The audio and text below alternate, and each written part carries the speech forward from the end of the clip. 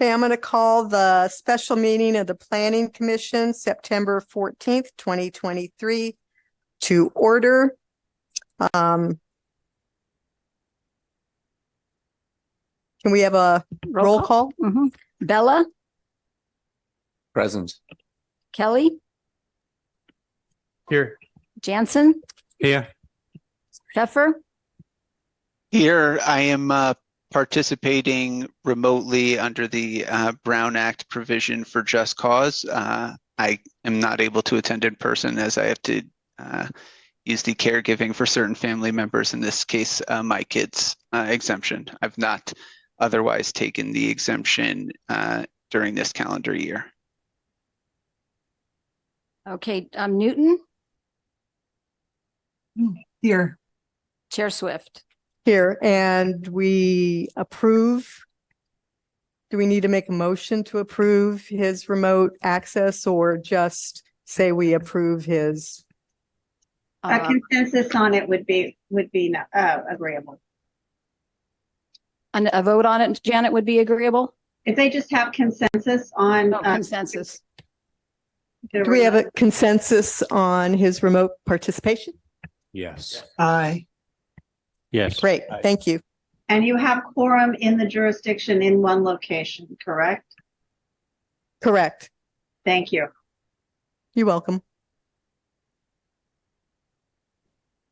So the next item is the approval of the agenda. Do we have any changes or a motion to approve the agenda?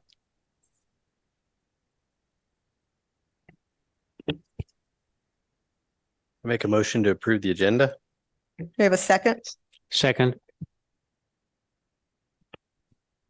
Bella, Aye. Kelly, Aye. Jansen, Aye. Pfeffer, Aye. Newton, Aye. Chair Swift. Aye. Motion passes. So meeting protocol, the chair shall maintain order at the meetings in accordance with Robert's Rules of Order. And the commission has the responsibility to be a model of respectful behavior in order to encourage community participation and citizen input at commission meetings. The commission and the audience are expected to refrain from using profane language and/or ridiculing the character or motive of commission members, staff, or members of the public, and to maintain the standards of tolerance and civility. So since this is a special meeting, there will be no open time for public expression for items not listed on this agenda. The public will be able to speak to each of the scheduled items.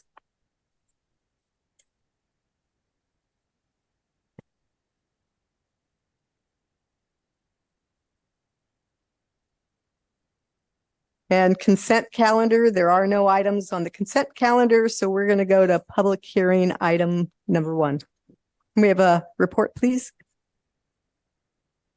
Thank you, Chair Swift, members of the commission. Dan Hortert, contract planner for the city of Fairfax. Before you tonight is affordable housing ordinance, commercial linkage fees, and inclusionary fee studies. I'll get into a little background on it. First, I'll go to the purpose. The purpose of the affordable housing ordinance and the fee in lieu is to promote affordable housing, not only in Fairfax, but throughout Marin County. This has been a regional effort, and the town of Fairfax is the last to approve the affordable housing goods. Can I share my screen? Yeah, Dan, if you want to share your screen, that's okay. I can also share on my end, but I have it open. okay. Do you need permission to share your screen? I got it. Okay, great.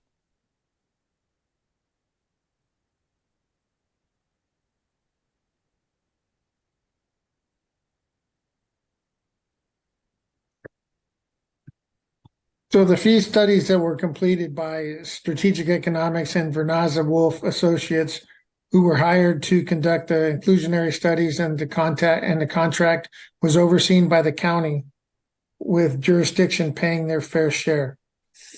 Funds from the Assembly Bill 602, AB 602, Planning Grant, and Senate Bill 2 were used to fund the program.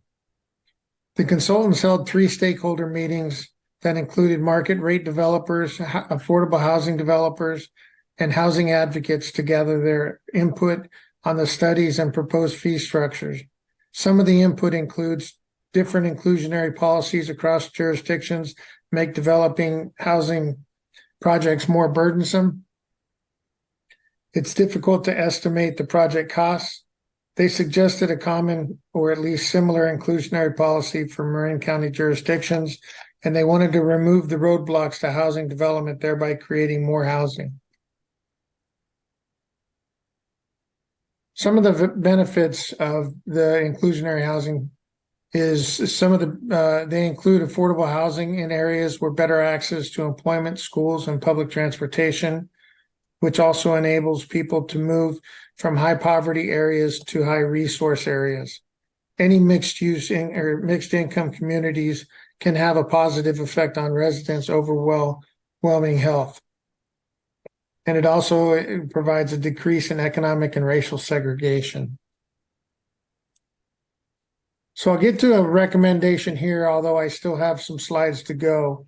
The board recommendation of approval for new affordable housing chapter 17-.140 to the Fairfax Municipal Code, which is aimed to contribute to the availability and attainment of decent, affordable housing to a broad range of households. It also implements the town's housing element and meeting the regional housing needs allocation. Staff is recommending the town council adopt a resolution for affordable housing requirements and regulations to implement the inclusionary policies, and also recommending town council adopt resolution for inclusionary fees in lieu, meaning funds for the in lieu fees will be deposited in an affordable housing fund and used to develop affordable housing projects.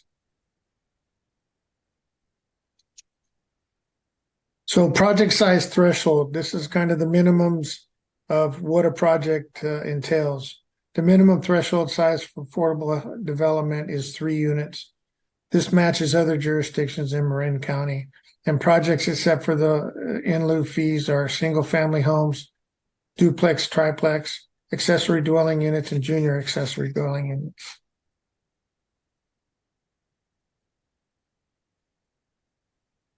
Another option is affordable set aside. The developers are required to build a certain percentage of total units as affordable or pay an in lieu fee.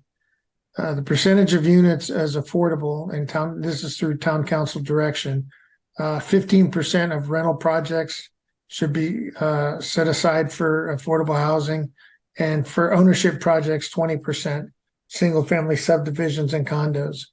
The proposed in lieu fees are $300,062 and $816 for single family subdivision and rental units, and $288,540 for condominiums.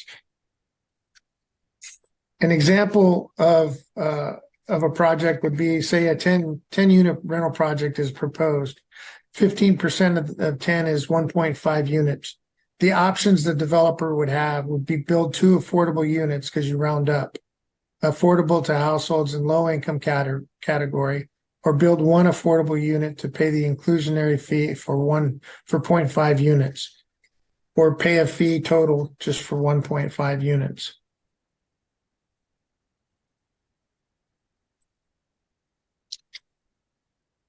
So these are the proposed commercial linkage fees for non-residential construction. They're based on square footage of the development, based on town council input. The range in retail restaurant is in consideration of small independent businesses, and fee scenarios are consistent with other jurisdictions in Marin County. I believe at one point I did have all projects under 5,000 square foot are exempt, but I believe there was a earlier draft that set the minimum requirement at 2,500 square feet, which was an error. So I want to kind of put that out there now.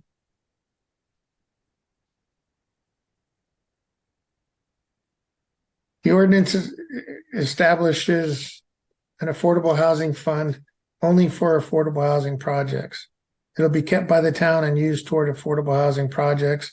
Other types of compliance include in lieu fees, off-site construction, land development, and rehabilitation of off-site units. So with that, the recommendation staff has is conduct a public hearing to consider recommending that town council adopt an affordable housing ordinance and in lieu fee and commercial linkage fee resolutions and regulation and requirement resolution.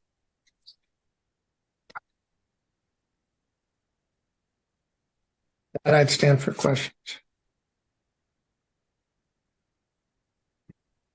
Does anyone on the commission have questions for staff? I do. I have two questions. The first one, there's a section regarding how the funds will work. I think that's section 17, 140, 130. So the all the in lieu fees, let me go and check, would be would go to the Affordable Housing Fund. The usage of that fund is administered by the planning director. I assume, and that's where my question goes, in the future, the usage of that fund, is that open to public review? In other words, if in 2034, the citizens would like to know how that money was spent, is that something that will be publicly available? And where is that regulated? I think, go ahead.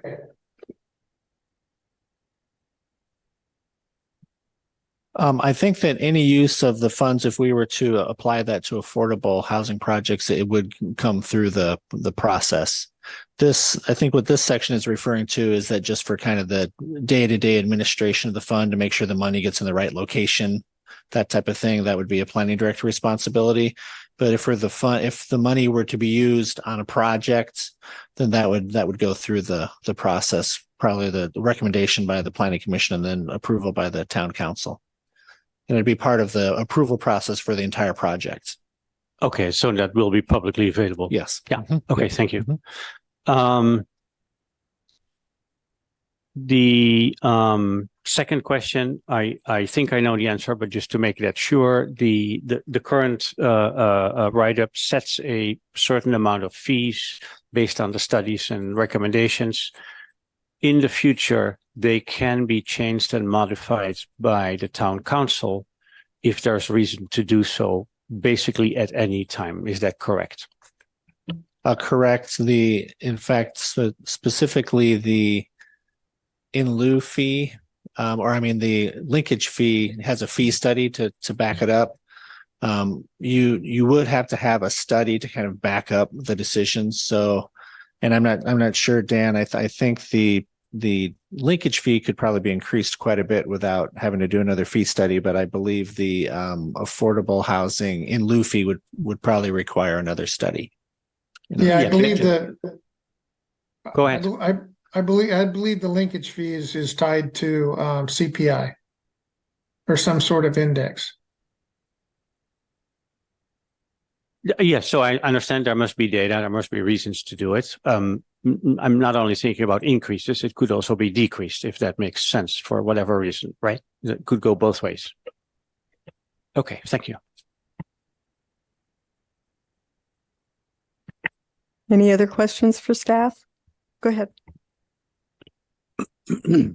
A few questions. I'll start with a question on the inclusionary percentage amount, which is 20% and 15%. I know the intent of the policy is to enable and allow for more housing and affordable housing, but also not, preclude development by establishing too high of a threshold, let's say, for development. I was noting that in late 2020, the San Rafael updated its inclusionary housing ordinance percentage from 20% to 10%. after research suggested that 10% inclusionary or 20% inclusionary was too high and was discouraging development. So just curious about how Fairfax has established those thresholds, and if that's consistent with what the other towns in the county are doing.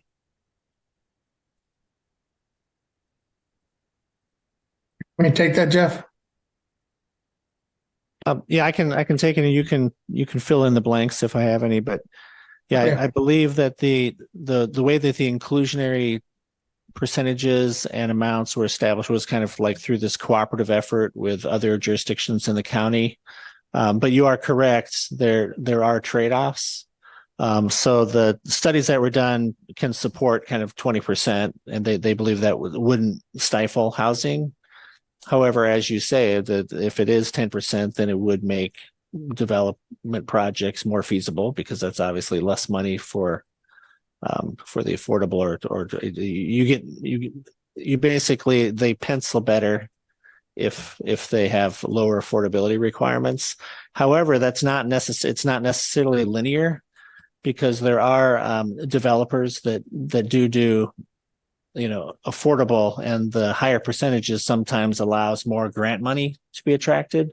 So it's not necessarily that just because you have a lower percentage of affordable that it would be easier or harder to build, just because there's all this funding out there which is available for affordable housing. So if it's the case that we find that over the next few years there aren't a lot of projects coming through the pipeline, and we feel like, hey, maybe we should consider dropping that percentage requirement, what's the mechanism for doing that? It would just be a matter of doing another code update to change the percentage. Okay. Yeah. Can I keep going with questions? So this is just something I was noticed in the ordinance, maybe a incongruence in some of the language or an approach. Looking at page 3 of the ordinance, 17-140-030, affordable housing requirements, part A2, describes that as an alternative to developing for sale inclusionary units within the residential development, a developer can create a separate legal parcel within the residential development. And conceptually, I like the idea that gives the developer flexibility. But later in our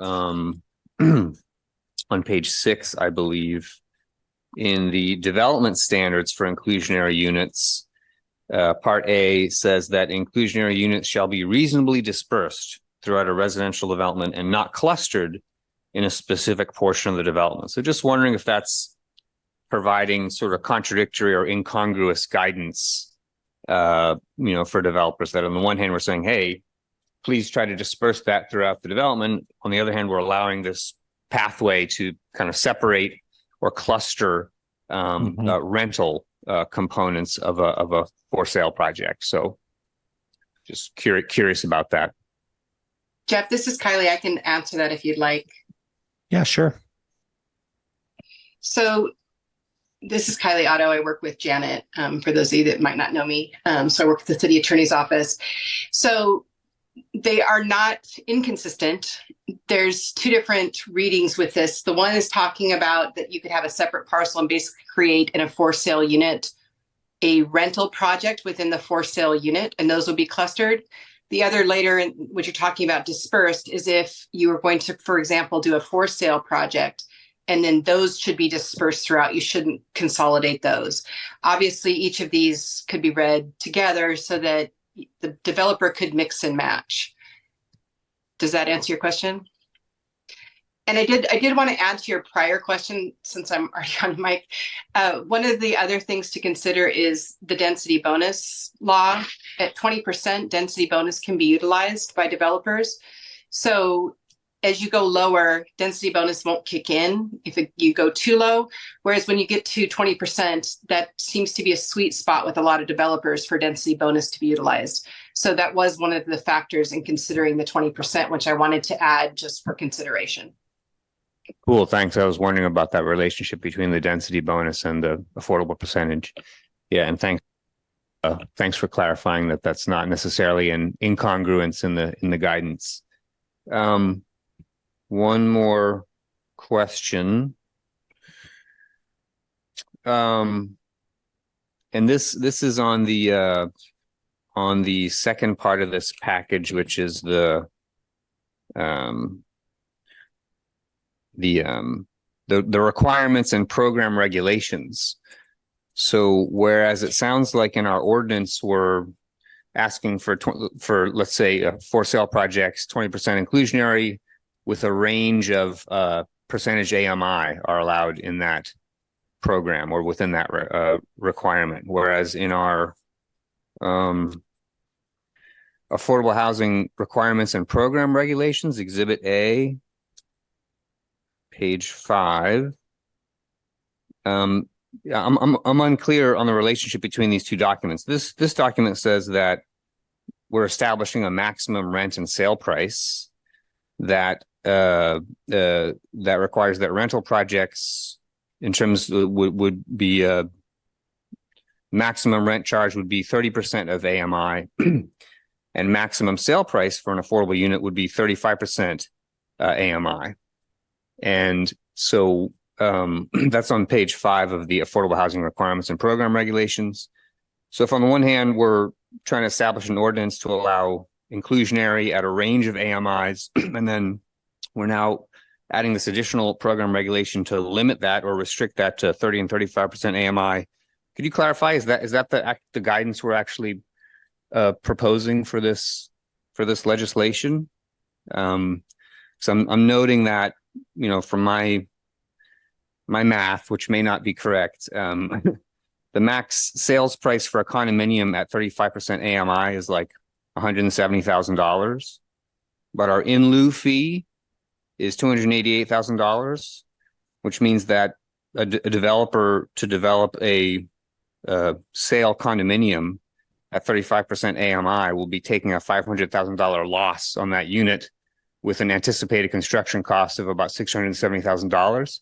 So that would drive or incentivize the developer to do the in lieu fee versus actually building the units. And whereas conceptually I support that in lieu fee and building a fund for affordable housing, I also think it's probably of benefit to us to allow our, development projects that are moving forward to include the widest range of, percentage AMI that's really possible to really allow us to achieve a broad range of our RENA targets. So could you just clarify that for me, that guidance on the 30 and 35%? I can give it a try. I think what this is referring to is if you have an income of, say, $100,000, then you take 30% of that income and you should be able to afford to pay rent based on that 30%. And if it's an ownership unit, you should be able to take 35% of your income and then use that to pay off your mortgage. So that's what it's referring to. It's more like, how do you get to how much somebody that is in each of these categories has to pay in terms of rent or a mortgage payment. Okay. I mean, I understand it's target of 30% of your income going towards housing, but the way this is written, it says maximum sales price for an affordable unit constructed pursuant to the requirements shall be equal to 35% of the AMI.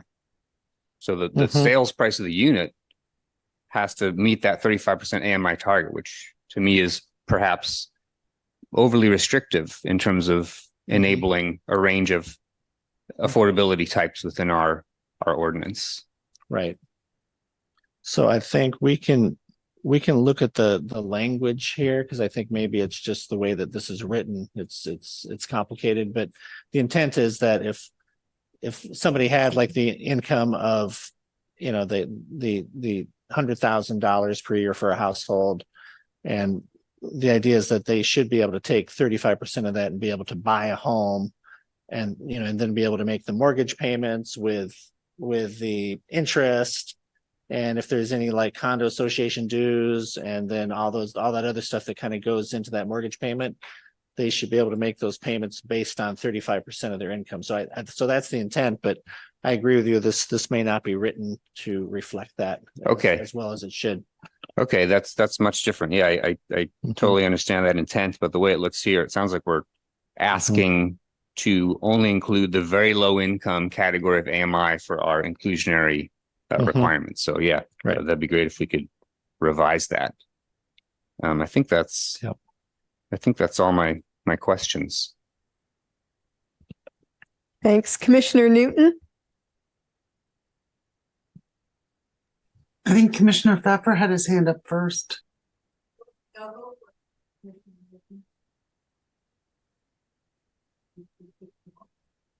I am happy to speak first. Thank you. I had just one question here. So I know the study was developed in conjunction with 5 other Marin jurisdictions, and Fairfax is the last to adopt an ordinance pursuant to the study.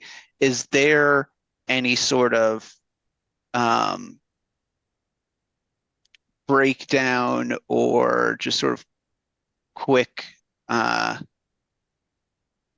rundown of the major differences between what we are adopting versus what those other jurisdictions? You know, I know there are some differences naturally, but I just didn't know if there was generally these are the areas that the jurisdictions have chosen to go in different directions and what we're doing compared to the other jurisdictions. So I can answer that because I partook on the housing working group and the planning directors forums for a while we were drafting various elements of the inclusionary studies so we all worked to kind of try to shape them as close to equal as possible. That was based on the outreach that we did, where the developers said we want one type of inclusionary study. We want or inclusionary fees. We want to just do it similar across the board, and that's how we all arrived at similar policies.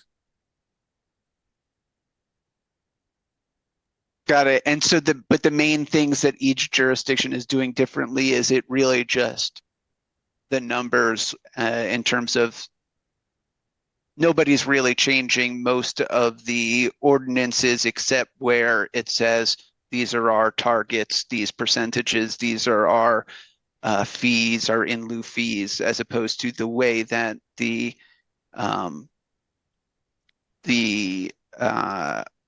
ordinance. Oh, did we lose him? Exemptions of how big a development. Are there jurisdictions that are doing even different categories of what types of in lieu fees and in lieu options that developers have?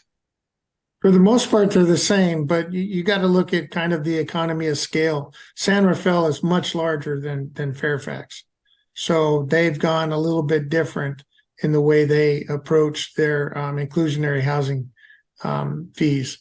So, but for the most part, they stay on track with Fairfax and Sausalito and Larkspur and the rest of the jurisdictions.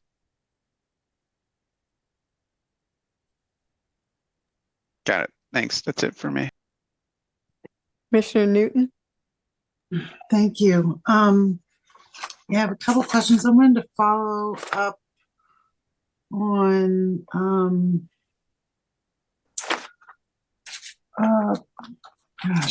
Commissioner Jansen's question about the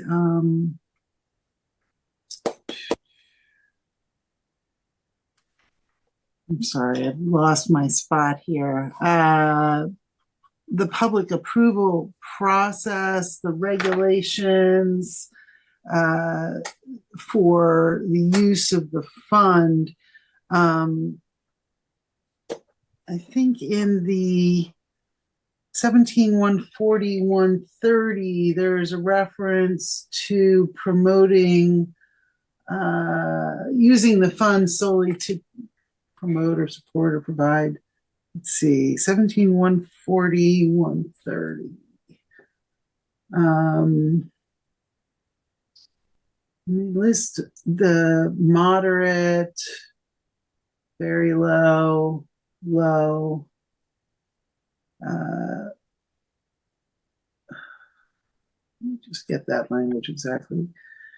The monies deposited in the Affordable Housing Fund with any interest earned shall be used solely to increase and improve the supply of housing affordable to moderate, low, and very low income households.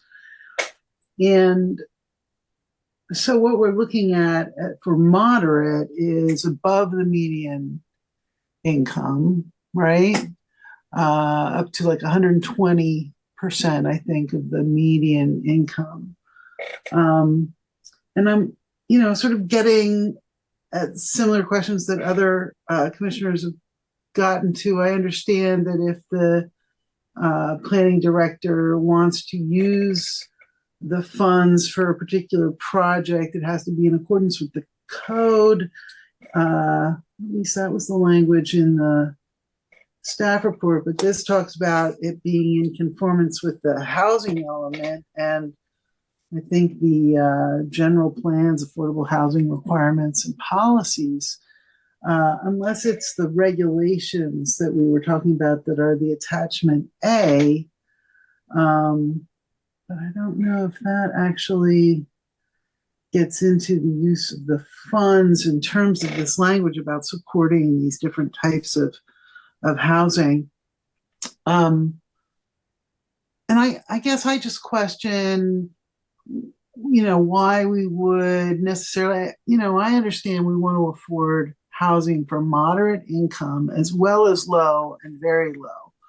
But I'm not so sure. I think we should use the fund for those purposes. And I question and I know I don't want to get into I want to keep it to questions. So I question, the regulatory restrictions. Can we really rely on the general plan as sort of dictating how those funds would be used?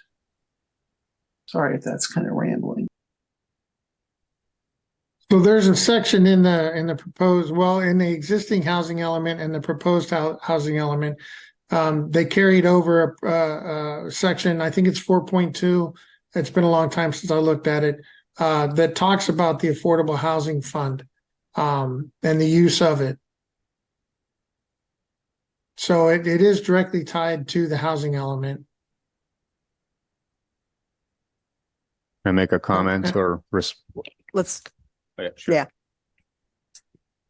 And Madam Chair, this is Kylie Otto, if I might as well. One of the reasons why you would want all three to be listed in there, for example, if you had an entire 100% inclusionary housing project, you may not want it to be a mix, a sole very low or low. You may want a mix of all three to make the project more palatable for the developer, as well as a good mix within the community. So as the planning director has stated, any of these projects would come before Planning Commission and City Council. Staff would not be operating independently on any of these projects, but that does allow for the flexibility if, for example, they wanted to have a mix of all three levels in a project of 100% affordable. Okay, thanks. That's helpful. And then is the 55-year term for affordability by law? Can we go, is there any way to go beyond that? Again, this is Kylie Otto, and I will address that if that's okay. Yes, it was picked by law. There are some limited circumstances where we could go longer, but they became complicated and the law continues to change. So if we had a agreement or otherwise where we could do additional terms, say through the funding or otherwise, that term could always increase. It just created a base threshold for 55 years because that was legally defensible.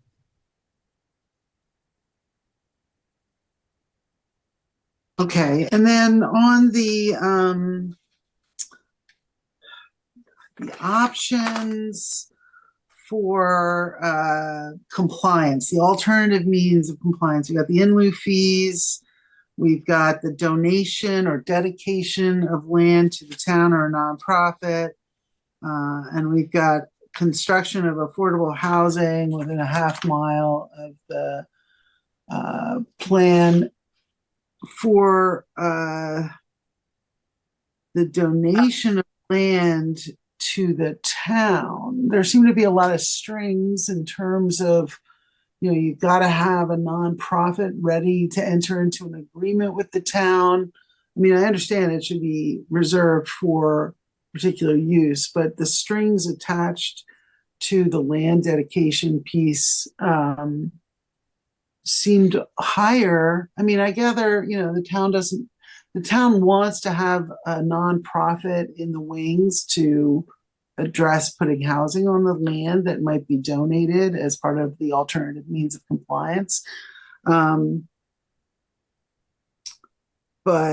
it just doesn't seem like it. I don't know. It seems kind of inchoate. It seems sort of like, you got to have all this stuff set out, but I don't know. Can you comment, Kylie, on that element of it? I can. The nonprofit agreement was put in place so that what we were trying to avoid is a land development of just basically something that no one would want. Then we just end up with this swap of getting the in lieu either fees or units, and someone giving us land that really wasn't usable at the end of the day for a project.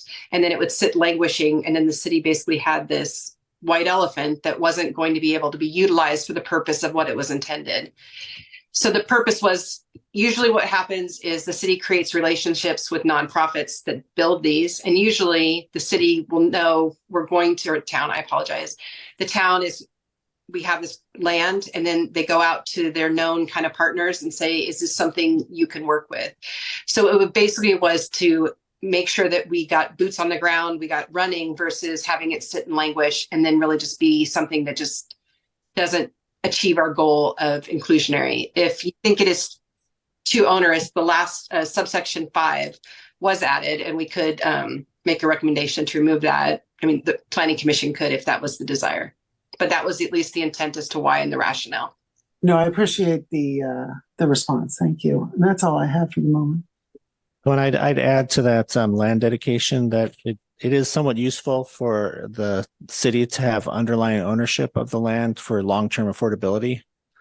And so I've worked on projects in the past where the city would own the land underneath, and they would work with a land trust. And then as the property would turn over, it would continue to be affordable because of the underlying land ownership. So anyway, it has some value in that respect. Okay, I've got some questions. We'll go back Just a quick response to what Mimi was bringing up about how to use the affordable housing fund if we ever develop enough of a fund. Just saying that, and whether or not it's appropriate to target very low income or low income. Well, just going back to the RENA targets, right? 490 units, but our Fairfax targets are 150 very low income, but also 71 and 184 moderate and above moderate. So that moderate category is like 90 to 110% AMI. And, we need that type of housing too, right? Teachers, firemen, police people that can also live in the town. So to me, the idea that we would be able to use that fund to support all those AMI categories would be quite useful. Okay, thanks. Yeah, we can talk about this later. I mean, I guess I just prefer an emphasis on the low and very low, but we'll get into the discussion after public comment. Yeah, so right now we're just doing questions, and then we'll go to yeah, that's fine. Go to the public, and then we'll come back for discussion. Okay. So that's cool. I had some questions. Do we have a definition of mixed use? What a mixed use project is? I look on some of kind of legislation, and it has numbers associated with it. I didn't see anything here that defines, if we have one that says, is a mixed use like one dwelling and X amount of commercial space, or, and I may have missed it, or 3 dwellings and a commercial piece. And it could be me. This is Kylie. I am looking at the definitions as we speak. However, regardless of whether there's a definition, it would only kick in if there is a mixture of 2 different use types, residential in this case, and something else. So commercial, industrial, those type of uses. It would have to be a minimum of 3 residential units in order for the inclusionary housing ordinance to kick in. As far as a straight, what you could count as a mixed use in general, you wouldn't have to have a percentage of one type over the other. But in this case, for the inclusionary housing ordinance to kick in, 3 units would be the minimum that you'd have to have for any project that would contain either 100% residential or a mixture of some multiple different types, including residential. Okay, and that's helpful. And I guess what I'd say is that the code wasn't really clear when it talked about mixed use. To reiterate that mixed use would have to be 3 dwelling units. Well, mixed use to clarify, mixed use would not have to be 3 units.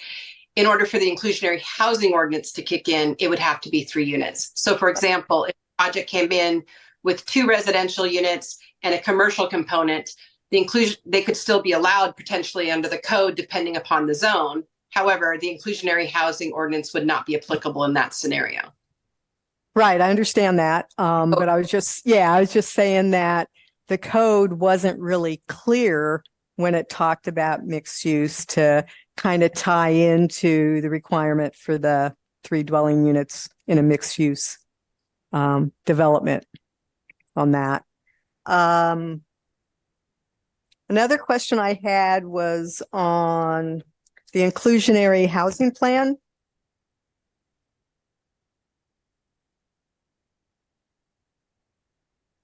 So the inclusionary housing plan form, you fill out, you say, this is a for sale, this is a rental, the number, unit type, tenure, etc. I get down to paren 7 on page 8, and it says provide a plan for collecting sufficient reserves for the ongoing repair and maintenance of below market rate units, which shall not compromise the affordable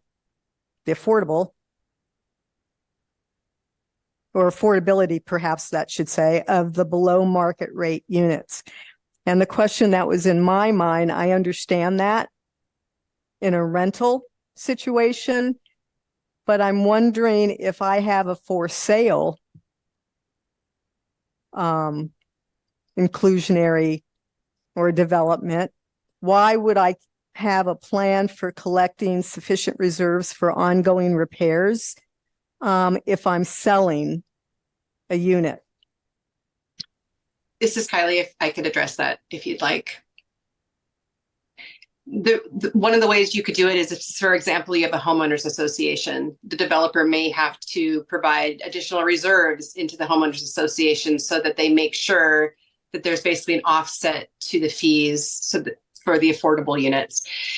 It doesn't necessarily, this is not a one size fits all plan. Inclusionary housing is all very fluid and based off what the developer wants to do, what the solution is, what the town thinks is a good solution. This is just basically to try and avoid having a project that is underfunded. We typically will see it in rental projects, which you specifically identified. For sales, usually not where we end up with a problem, but that would be one of the things we would talk about. Do you have a homeowners association? How are you going to ensure that the property is properly maintained? So it could even just be done through a homeowners association, saying that here's the maintenance obligations of each of the property owners. But it's basically there so that it's not forgotten that we need to make sure that these are maintained, because otherwise they become a burden in the long run to the city. So to that point, a homeowners association, I've got a for sale unit. It's in a development that has a homeowners association, whose obligation is it to continue to pay those homeowner association fees? Would that be the buyer of the unit? The buyer of the unit would be responsible to pay any association fees in accordance with their homeowners association CC&Rs, covenants, conditions, and restrictions. So I guess I'm still confused, and maybe it's, the language that's in here, because it doesn't differentiate for me between a for sale unit and a rental unit, that providing a plan for collecting sufficient reserves for ongoing repair would be on the seller or the developer of that for sale unit. You are correct.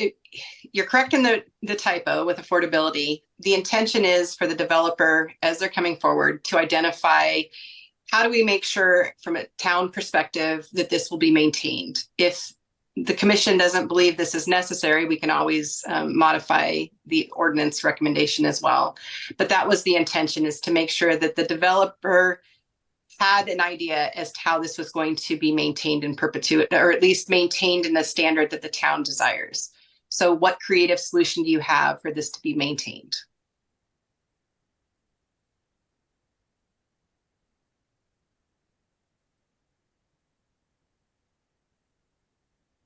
Oh, sorry, we can get back to that when it's in the discussion section.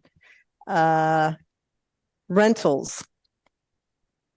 So precluded from renting if I'm a buyer of a for sale inclusionary unit. If I'm a renter of a unit, I'm precluded from renting the unit to someone else. So the thought comes up in my mind that we have short-term rentals in town. It's not clear in the ordinance that if I either buy a unit or I'm renting a unit, that I can't do a short-term rental. Correct? I mean, it says they can't be rented, but that also includes short-term rental. Am I correct on that? Yes, for the occupancy of rental units, it can only be rented to a appropriate income household. So they would not be able to do short-term rentals, and the short-term rental ordinance actually prohibits that as well. And the same thing for sale. If I buy a unit, I can't do a short-term rental. Correct. Okay. And that not only in the ordinance, it says no rental, but then also within your short-term rental ordinance, that actually is contained within there as well. That's where it is housed. That's the proper place for short-term rental prohibitions to be located. And there would be a deed restrictions that would go with any affordable unit. So that would be reinforced there. Correct. And then my other question is, if you could kind of give me a scenario or a rundown on a development project that comes in. So right now in Fairfax, I know of at least one parcel that has 4 units on it. It's like a duplex kind of look, and they face each other. So the owner built this. The owner lives in one unit and then rents out the other 3 units. So that would be 3-unit development project. So and my understanding is, in this particular case that, they've kept rents low, the folks are happy there, but trying to see how that, like the 3-unit minimum, and I know ADUs and JADUs are excluded from this, but if that individual wanted to do that same thing, had a parcel, small parcel, wanted to put 4 units on there, one of which they live in, what would be the process for them to come through? And then what would be kind of like in lieu fees for them, that type of thing. So just trying to get a sense of kind of a real life example of how this would work, if somebody can address that.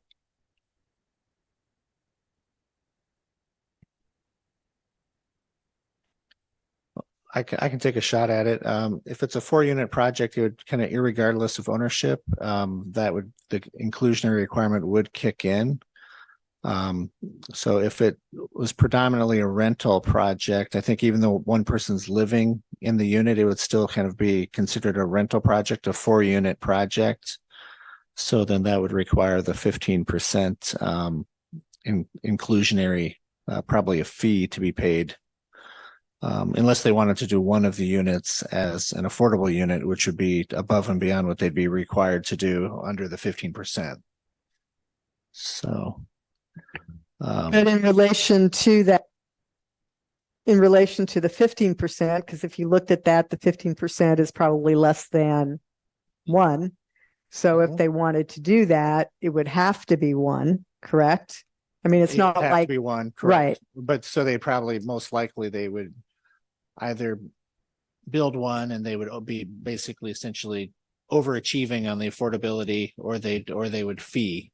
They'd pay the fee, because you could pay a fee based on a fractional amount. So most likely they would just pay the inclusionary fee. So the inclusionary fee, I think, is listed in here as, I don't have the number. If it's different, if it's condo, if they did it as a condo project, it would be less expensive. If they did it as a 4 units, either as ownership or as rental, then it would be a higher amount. I think it's. So I think there was a the in lieu fee for a rental. Like I want to say 360. 362. Yeah, something 360 something. So they would pay a percentage. They would pay 15% of that, or would they have to pay the full? No, it would be a percentage. Basically, you'd use the 15% to kind of calculate what would be the fractional amount that they would have to provide based on a 4-unit project. I'd have to get out a calculator and do that math. And then they would pay that proportional share of that. So you take 15% of 4, and then whatever that is, you'd multiply that times the inclusionary fee, and then that would be your fee.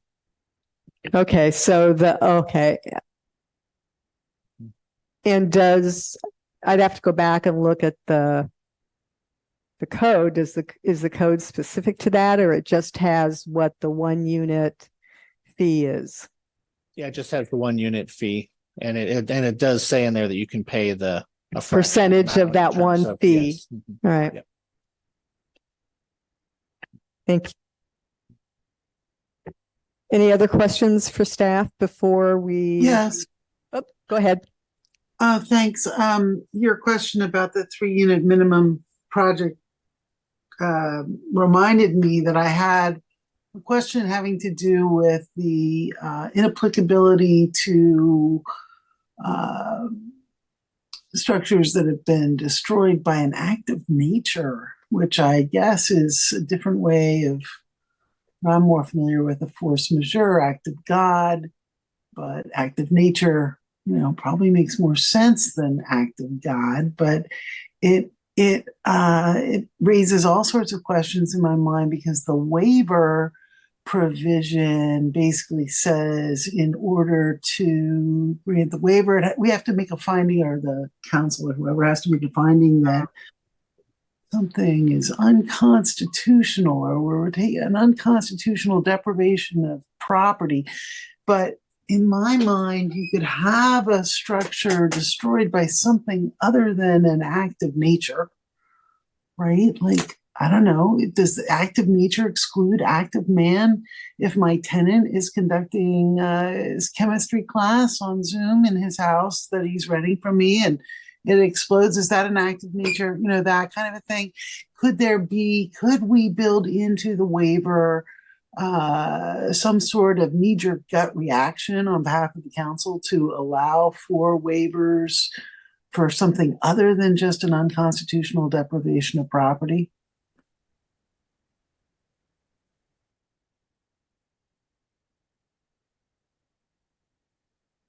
I think I'm going to let the attorneys try to answer that one. This is Kylie. I can do it. The ordinance could always be changed. This is not, or recommended changed by the Planning Commission. This is not set in stone. So that is something that if the commission desired, it could be done. The rationale for why you have the waiver is basically it's a safety valve. So if someone comes and says, what you're doing is unconstitutional, you're taking my property, we have an ability within the ordinance to allow the council to basically let someone out.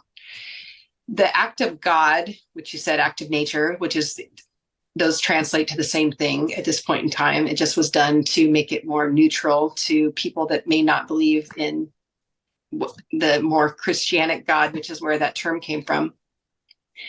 Is there, obviously, if someone came and had an explosion or a fire or something, the town in its discretion would determine, yes, that's an act of nature, fire nature. I don't think that the intention here is not to say if something unexplicably happens, you can't replace. What it's here is that if someone went and say demoed their building and decided to do that, and then, oh, I want to put it back. It's that kind of scenario. It's not meant to be burdensome on unexpected things. And the town would, of course, read that in the way that is most appropriate to the scenario. If I may also add to that, one thing that I have seen is a limitation for criminal acts. And so if you have something like faulty wiring or whatever that causes a fire, something like that, that is distinguishable from a criminal act of actually setting fire, like an arson. So if it's something that you can tell that's not a criminal act, wasn't a deliberate act on the part of somebody that could result in criminal prosecution. That might be another distinction to think about. Okay, I'll probably talk about that some more after public comment. Thank you. Mm-hmm. Okay, if we're done with commission questions for staff, I will open this up to public comment. Does anyone come on up?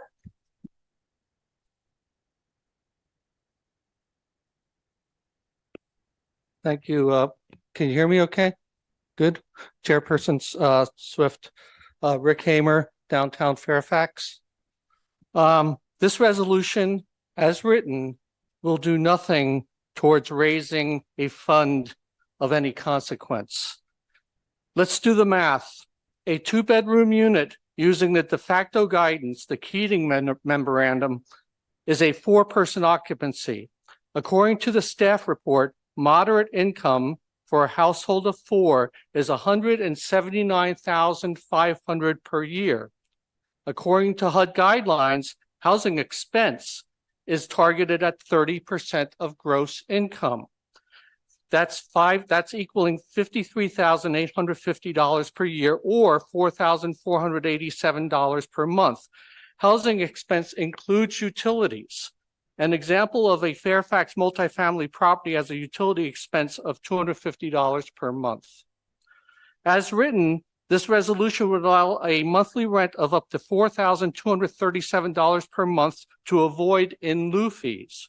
Currently, the market rate for anything but a luxury finish 2-bedroom dwelling unit in Fairfax is more like $3,000 per month.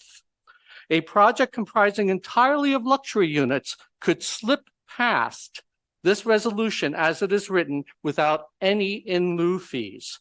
So so-called moderate income housing is truly above market rate housing in this area. Don't be swayed by the warm and fuzzy term affordable. Since this resolution as it is written will virtually never kick in, let's explore how it could. A 60% ceiling is what the county recently negotiated with Sherwood Oaks. 60% conforms to LIDIC rates. LIDIC, incidentally, is low-income housing tax credits. Please replace any instance of the term moderate income and instead use the low-income category, specifically the 65% target AMI level stated in the second table on page 4 of the staff report. Thank you. Thank you.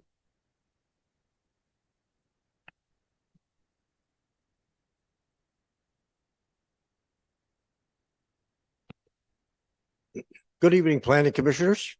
Frank Ager, Meadow Way.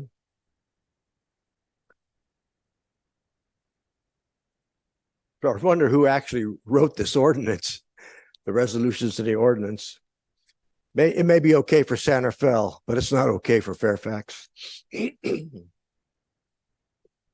staff report, the ordinance, resolutions, etc., come close to 200 pages. There's no way the planning commission can really get into the details with a 1 3-hour meeting. It's impossible. Just a few little, I'll pick up a few items. Page 36, the Marin County area median income to determine very low and low income for Fairfax includes averaging all of the cities and towns in Marin. Ross, Belvedere, Tiburon, Mill Valley, Sausalito.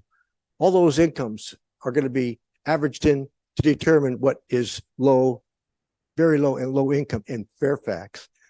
We need numbers for Fairfax, not these other communities in the county here.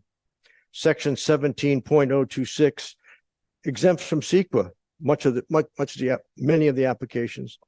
It throws out design review process. Densities up to 150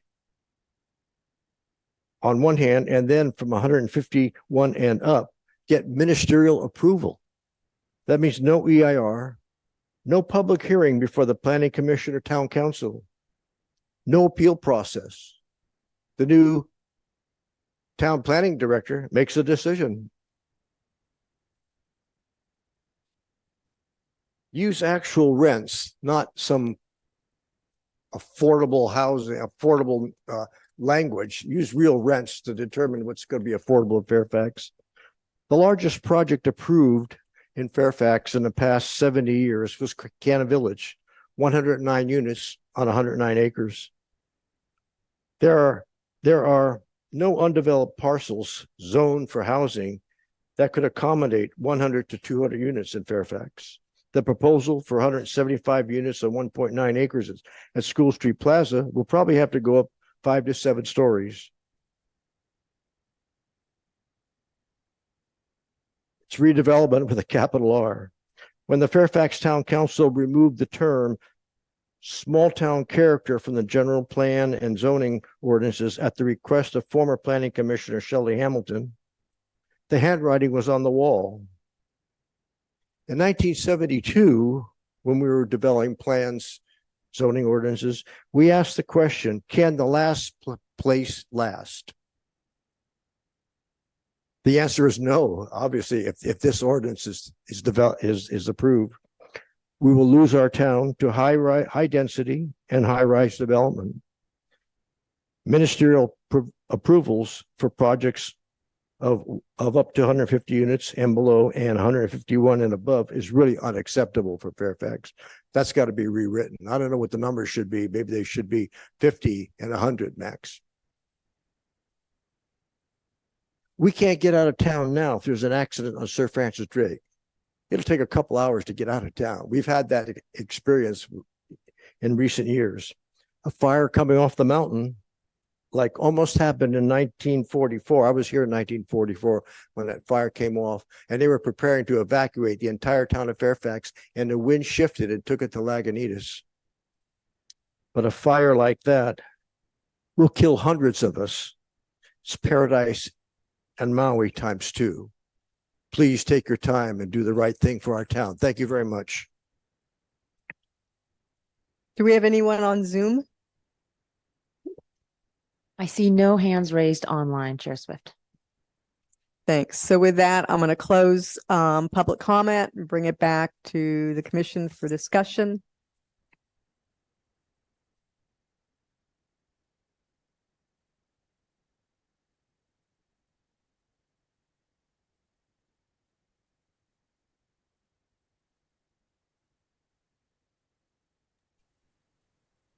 Chair Swift, Yes, Commissioner Newton.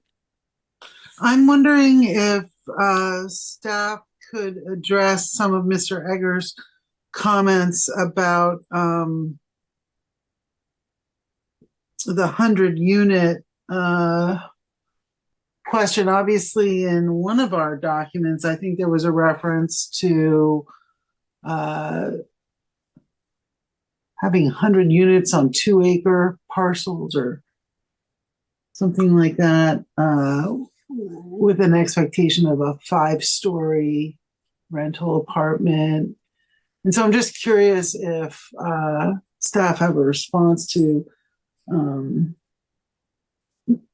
Egger's concerns about the 100-unit theory.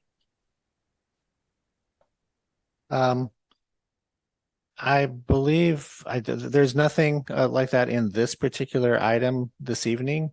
We're talking about inclusionary fees, so it's not related to a specific project or a specific project site. So it's really not on the agenda, as it were. There are various sites in the housing element, but that's not on the agenda tonight, as the housing element is not.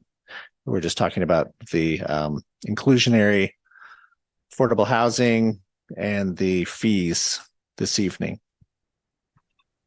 Madam Chair, this is Kylie. I think what he's talking about is in the inclusionary program study.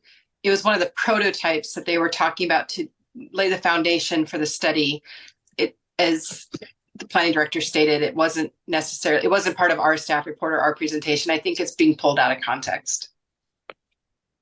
Okay, so it was, I think, part of what the in lieu fee calculations were based on. They used the prototypes, is that right? Dan could address that more, but yes, that's my understanding.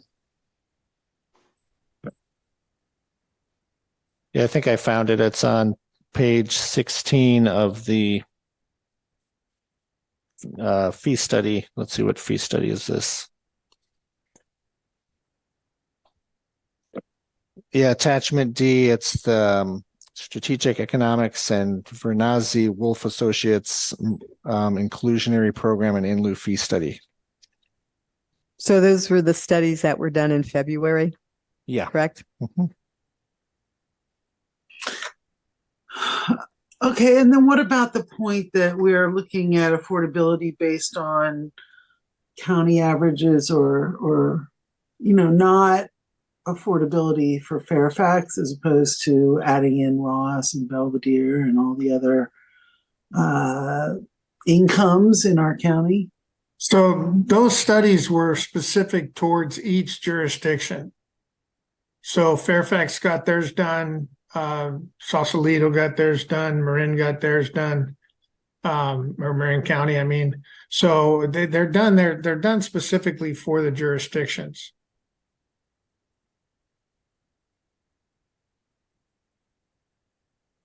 Okay, thank you. I guess as long as I'm talking, I'll talk some more. I am really, really happy that we're finally getting to review this package here and make recommendations on the inclusionary ordinance and regulations, apparently. Because it's been a long time coming. We've been talking about it for a long, long time. And so I'm really excited by it. I think, I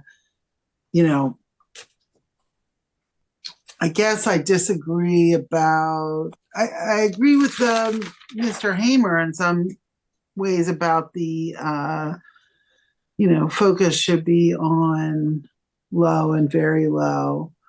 And I heard the argument about like, let's have, more affordable housing for the moderate income amongst those with the moderate income amongst us. But, you know, I really want to see a much bigger emphasis on low and very low housing. So that's definitely something that I think is important.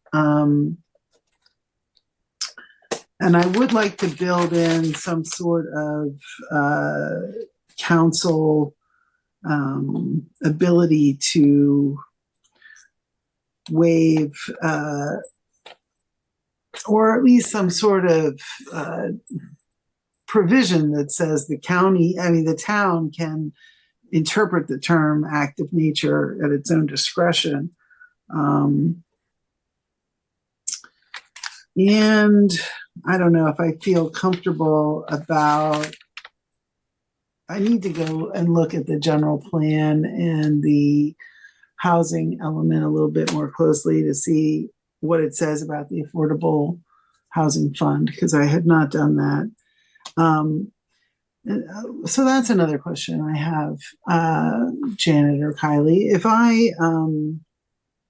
If we move forward with whatever recommendations we're going to make tonight, and I have additional thoughts that come up later, like if I go back and look at the general plan, can I comment at the town council meeting in my capacity as a resident at that point further? You can always submit comments as a resident, not on behalf of the commission. Okay, thank you. That's it for me for the moment. Any other discussion? Maybe just to circle back to this Exhibit A, affordable housing requirements and program regulations. So this, it seems like it's an overlay on the ordinance. Just asking you guys, could you explain to me how those things are related? And then if it's the case that the intent of this is to try to set a target for the percentage of one's income that should be spent on housing, that makes sense to me. But the way this seems to be written is that it seems to be setting our inclusionary requirements at the very low income level of 35% AMI. So am I reading that correctly, or am I getting this incorrectly? This is the Affordable Housing Requirements and Program Regulations, Exhibit A, page 5.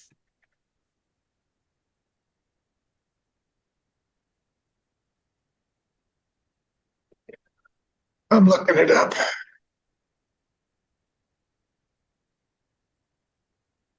So it's the, part 2, there's the Affordable Housing Ordinance, then there's a resolution adopting Affordable Housing Requirements and Program Regulations, which is... And those are intended to help us implement the ordinance. But let me get to where you're talking about. And I don't understand why you think it only refers to the very low, because it's like the table A has very low, low, moderate, and above moderate. So it's 30 or 35% of the AMI for the applicable unit type as shown in table A. Yes, but it's saying that it's I'm reading this as saying it's establishing a maximum rent and sale price at 30 and 35% AMI, even though the chart below refers to all of those AMI categories. This sounds like it's trying to establish a maximum rent sale price at 30 and 35% AMI, which I don't think is the intent of the ordinance.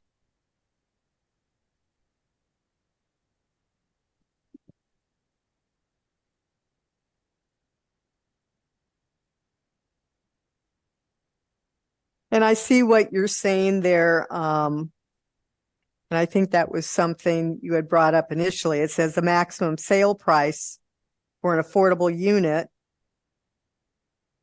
shall be equal to 35% of the area median income for the applicable unit type as shown in Table A. So when we look at Table A, it's got target AMIs for maximum rent and sales price. So can you explain those two? Because I can see where the confusion is with that. I don't know if Kylie wants to.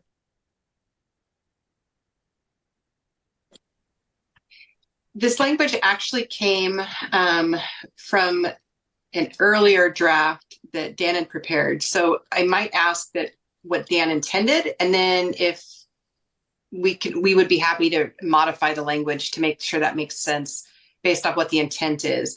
I believe it is the intent, what Jeff said, but I wanted to clarify to make sure Dan had his opportunity to weigh on what this language was supposed to mean so that we have. Great, thank you. But we'll be happy to clarify language and clean it up to make sure that that is the intent that goes forward to city council or town council. So the 35% of the area median income for the applicable unit type, and below we talk about rent and sales prices, are adjusted for household size pursuant to Marin County MHA guidelines. That's where I got that from, was the guidelines from Marin County. And the maximum sales, as it says, the maximum sale price shall be consistent with other MHA guidelines, provided the maximum sales price permitted by this paragraph is not exceeded. So by just reading that to you, I'm sure I'm not giving you the answer you want. Well, I think the ordinance, intent seems to be, we're trying to tackle all the AMI categories: very low income, moderate, and above moderate. And a development project can, choose to tackle among those types and can voluntarily try to do very low income or low income. But this seems to be setting the bar at the very low income, which I think is not what we're hoping to do. And in fact, might, as I was trying to say earlier, potentially incentivize folks paying the in lieu fee over actually building the housing, which and also restricting any new units that are built to this 35% AMI, which seems like quite a low target for all of our future affordable units.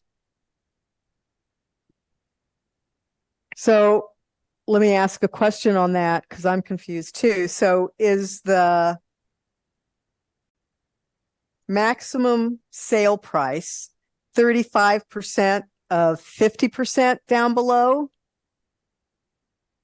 How do you compute what that maximum sale price is? It's 35% of what down below in Table A?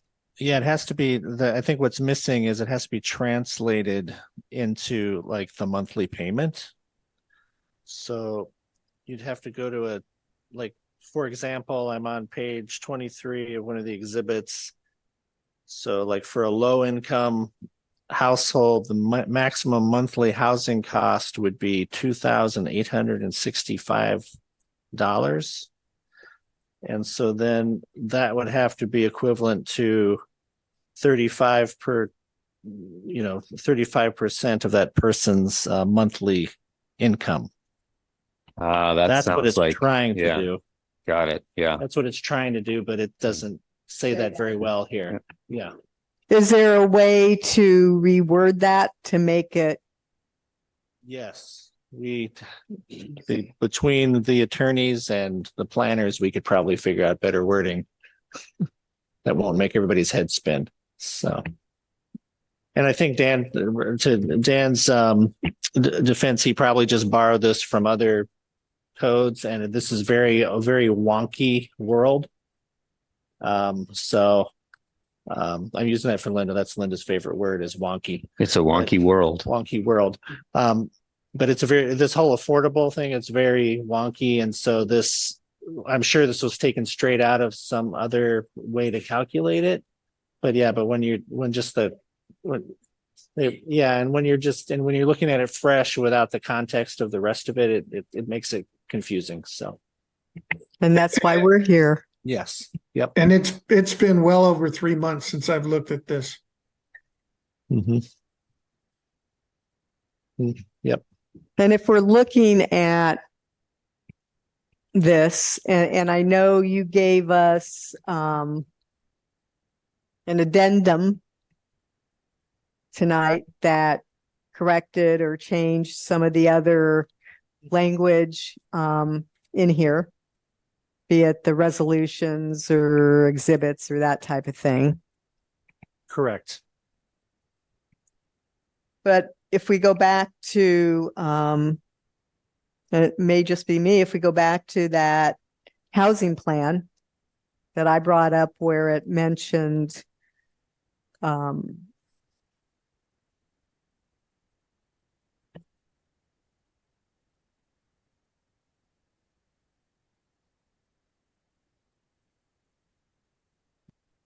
provide a plan for collecting sufficient reserves for the ongoing repair and maintenance of below market rate units, which shall not compromise the affordable or I guess that should be affordability of the below market rate units. If that could be clarified, so we're more than likely talking about the rental only with that, or to give it some clarity so people coming in don't have the thought that if they have a for sale unit that they're needing to provide a plan for ongoing collecting of sufficient reserves to maintain that unit.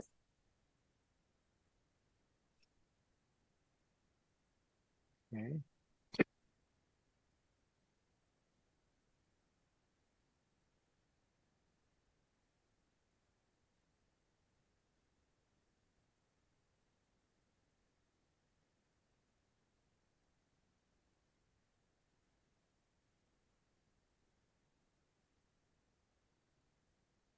Any other discussion or thoughts from commissioners? Just to say that it looks like that 30% of your income on housing or, home purchase comes from page 18 of the strategic economics study, where, renters are assumed to pay a maximum of 30% of their gross monthly income on total housing costs in order for the housing to be considered affordable. So that sounds like that's where that's language is coming from. Yep. Page 18 on the strategic economics study. And I did rely heavy on those studies when I wrote the original staff report. So that's a lot to get through.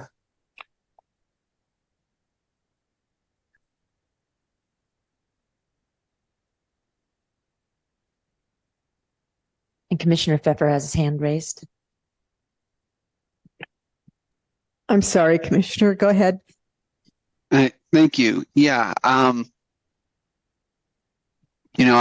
I wanted to echo some of the sentiment that Rick Hamer and Frank Egger brought up. And when we're looking at this, I think we really should focus on the low income or very low income categories, and just had, two main points to consider there. First, when it comes to meeting our RENA numbers, it's my understanding that,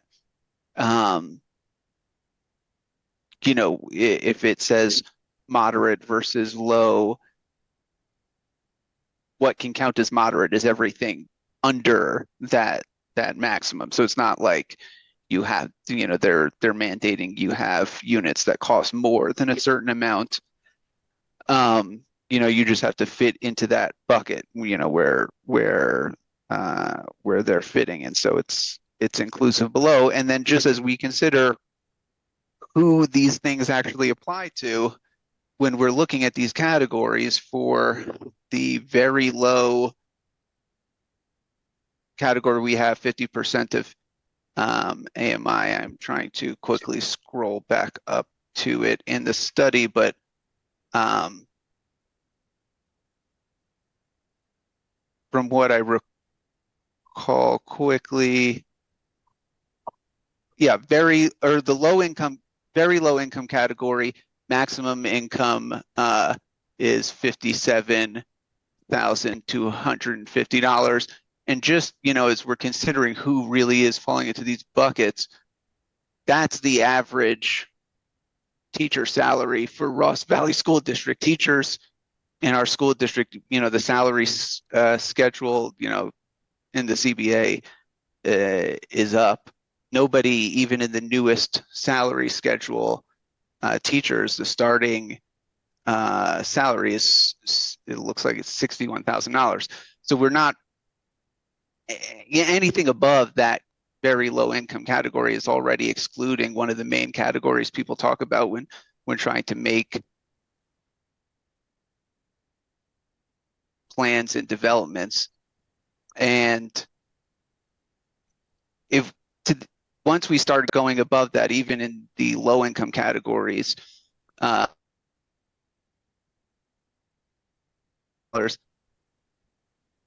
people who work for the school district, it's a very, very select few of administrators and extremely long tenured teachers with significant amounts of advanced degrees that are qualifying for that, in addition to everybody else who works in the service industry and other sort of public agency employees. It may feel like we're focusing on only the lowest category, but that's because there's that significant a gap between who all fits in the lowest category and what the median income is for Marin County, which is what HUD uses and what a lot of this stuff is based on. And then even further from what Fairfax's median income. I think we do need to stick with the categories and the buckets we're given, but in that world, I think we really ought to only focus on the very low income category to the extent possible, because not a lot of people are above that. The people who this ordinance is intended to benefit, in other less income stratified counties.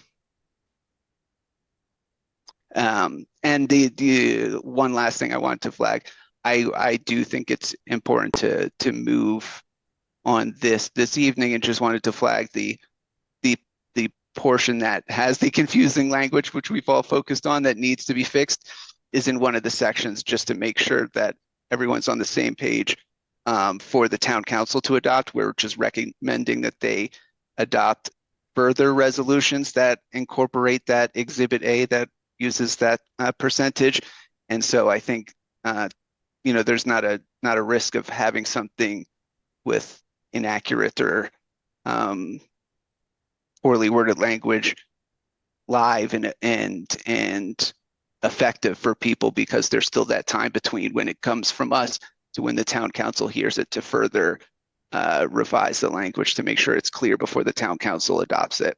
And I'm sure we could include a note that we want the town council to focus on making sure that is plainly written for their understanding. Thank you. So, and when we discuss, the low income, very low, the moderate, I go back to what Kylie said about, having all three categories there, because, you want your housing built, right, for low, very low. And sometimes when you're talking to a developer, you have to have the flexibility to do moderate in there along with that. So that doesn't mean that, I think, as we look at how we utilize the in lieu fees and where we focus on with those fees, that the town might focus more on one category than another, but because we have the requirements to provide low, very low, and moderate housing, I think you need to address all three of those with this, but it's then how you utilize those in lieu funds, what you use them for, and what you focus on. I think that will be a part of that way we further this. And it sounds like we've got the changes on the addendum that thank you staff gave us, which made a lot of the corrections that were needed in the resos and all of that. And we've got your concerns about those exhibit A, that it seems that staff is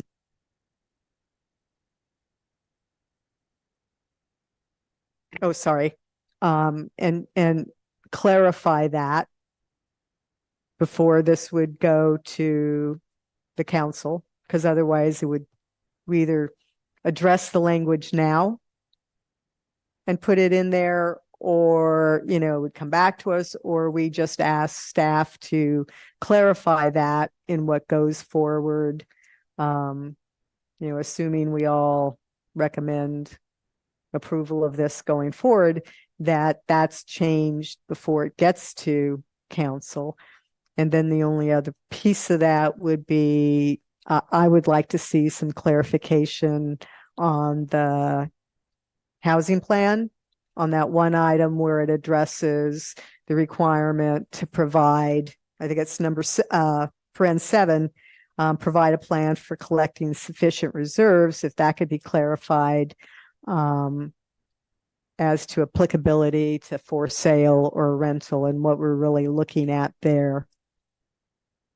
I don't know if anybody else has any corrections or changes, or could be ready. Oh, go ahead. I just want to comment on the question again about the moderate, median, low, very low, the different levels of affordability and the requirements. I think my understanding is what we're requiring is trying to balance, the doability of developing more housing that will justify the cost of the development at the end of the day for the developer, while maximizing what we think that, balance can withstand with respect to the affordability levels. And, I do think, if you break it down, for example, into monthly rents, the very low, we're talking like for a single person, like $2,500 a month, basically, at the current numbers that we have for the HUD, from HUD for the county. And, $2,500 for somebody making, a very low income,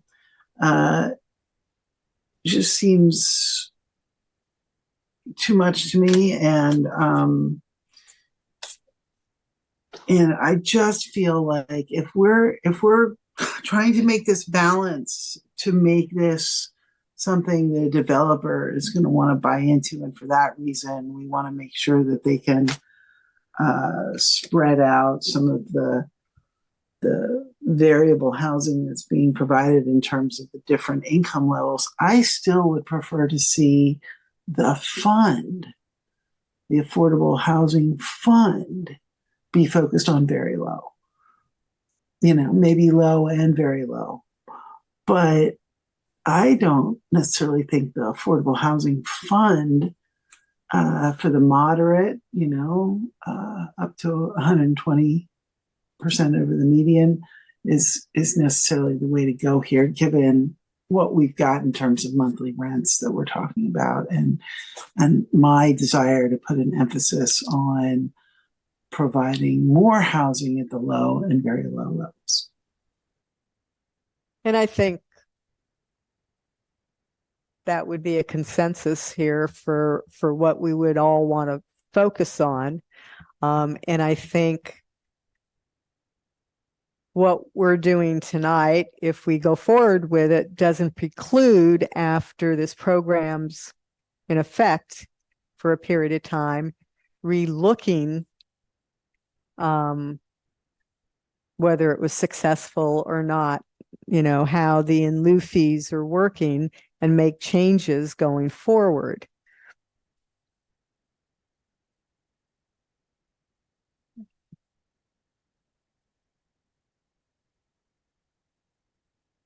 Okay, just adding to the discussion about those income categories. So page 14 of the study, very low income, 31 to 50% area median income, AMI is 57,250, but that's for a two-person household. Just wanted to clarify that. So that's, I guess you divide that by two for a single person household. And I hear you about teacher salaries and where we fit on those categories. I think it's a great point. For affordable rents, on page 18 of the study, maximum affordable rent for a very low income person for a studio is $1,209, or $1,500 for a 2-bedroom. So I think the data's in there about hopefully capturing the range of low income folks. Also, the RENA targets are coming from the state, right? We don't have a lot of choice in terms of what we have to try to deliver, right? And those targets are for Fairfax 490 units. Over half of those, well, no, actually just under half, 235 of that 490 is in that very low income and low income category, and the rest are moderate. So I don't know. Is the state and guidance correct? I hope so. Anyhow, just wanted to say that it feels like the background data does try to capture those, hopefully appropriately captures the income categories. Also, absolutely support the idea that if it turns out that if we ever do develop a fund that has some money in it, and the town determines that, hey, we really need to focus on the super low income, or maybe we need to build teacher focused housing, which is what some other communities are doing, is actually building housing specifically focused on folks that need it. We could do that. Also, just wanted to say that the state density bonus law that was mentioned before, if you come in with a very low income project, you can get additional bonus. And then even within our ordinance, there's always the option for that developer to provide very low income or low income units with their affordability proposal. So I think there are some options actually to try to capture those income categories, hopefully. PJ? Yeah, thanks. I agree generally, that's going to be a while before any affordable housing fund funded by in lieu fees has enough money to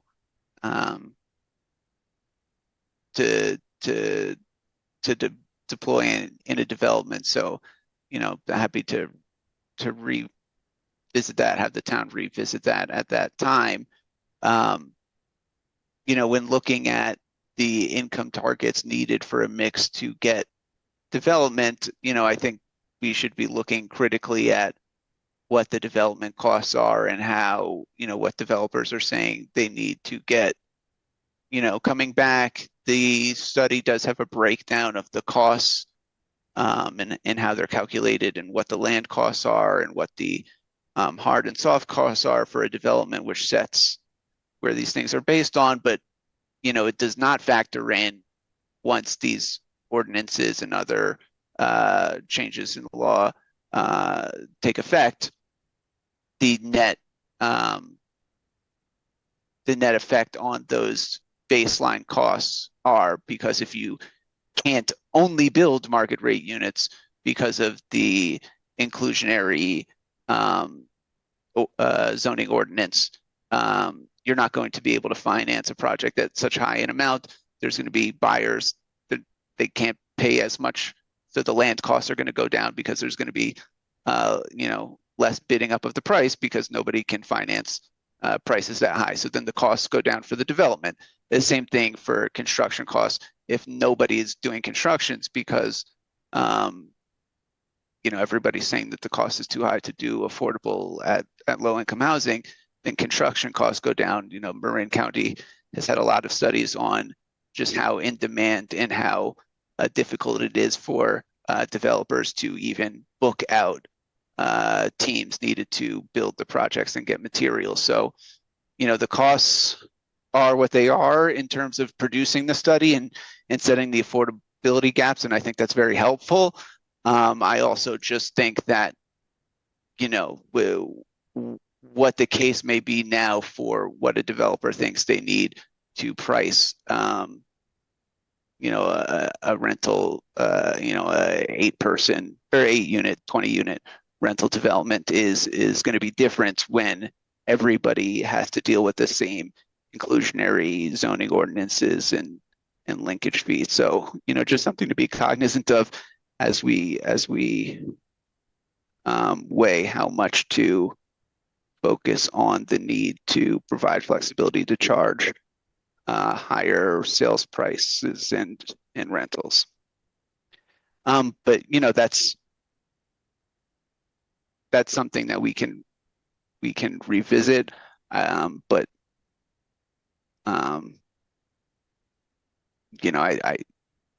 the development costs are not going to be the same in 2 years as they are now if all of these ordinances are in effect.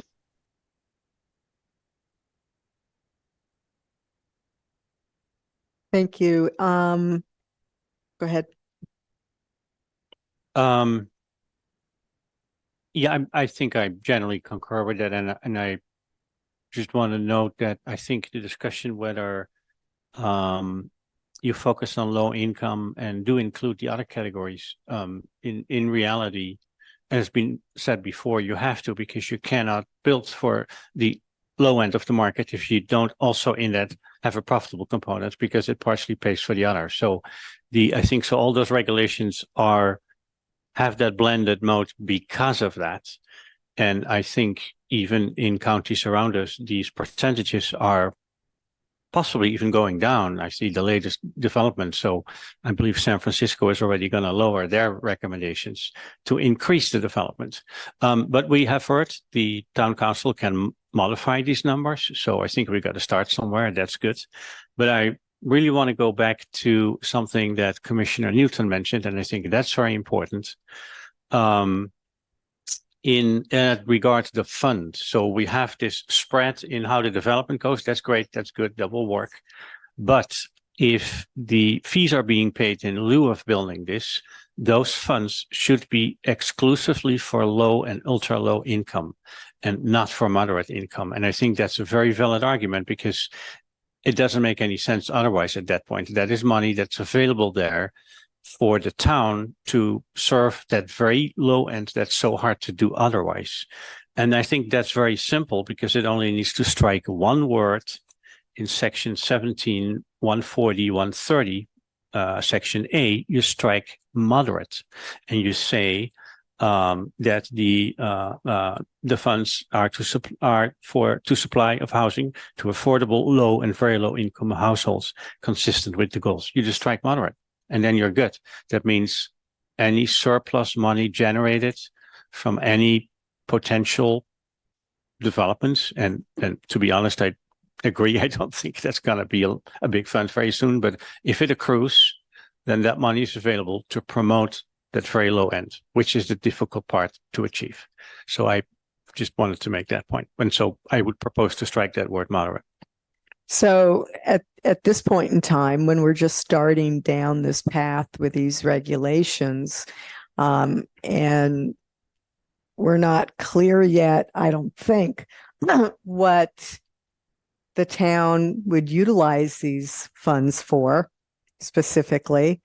I would be concerned that restricting it at this point in time and taking out the moderate may have an adverse effect when we get to a point that we have the money and we want to use it to further. In reality, what we're looking at is low income and very low income housing, that if we take out moderate now, it's, we don't know what we don't know kind of thing, that we don't know if that has a negative impact down the road. If there, maybe there would be a reason to use this for moderate income, because again, I think somewhere I read in there that, we talk about what we would use those funds for, and somewhere in there, in the package, it talked about promoting housing. So are we talking about going out and promoting housing with some of those funds, some of the things that possibly are even in our general plan? So I'm a little uncomfortable about, at this point in time, when we're just starting down this process of putting undue restrictions, when we all know that what we're really looking to do is support production of low and very low income housing, but yet, we don't know what that looks like as far as promoting it, So I would feel more comfortable just leaving that in for now. And then as we go through this process and have some experience with these policies, again, we can always change it, or the council can always change it down the road. I don't want to unduly restrict something at this point when we don't have the experience behind it, that, we may see that there was a need to leave that in there.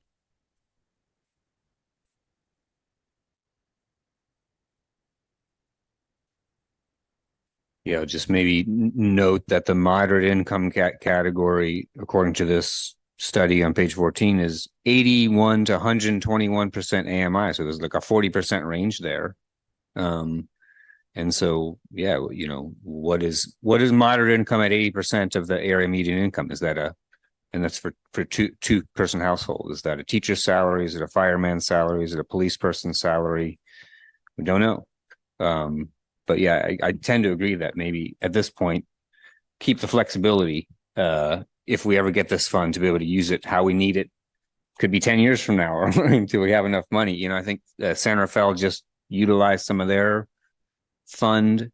It went to an affordable housing developer, like $1.4 million or something for, I think it was like 100% affordable project. And they, the council's able to make that determination and make that choice. But I think they have the flexibility to put that money where they need it. How does everybody else feel on that?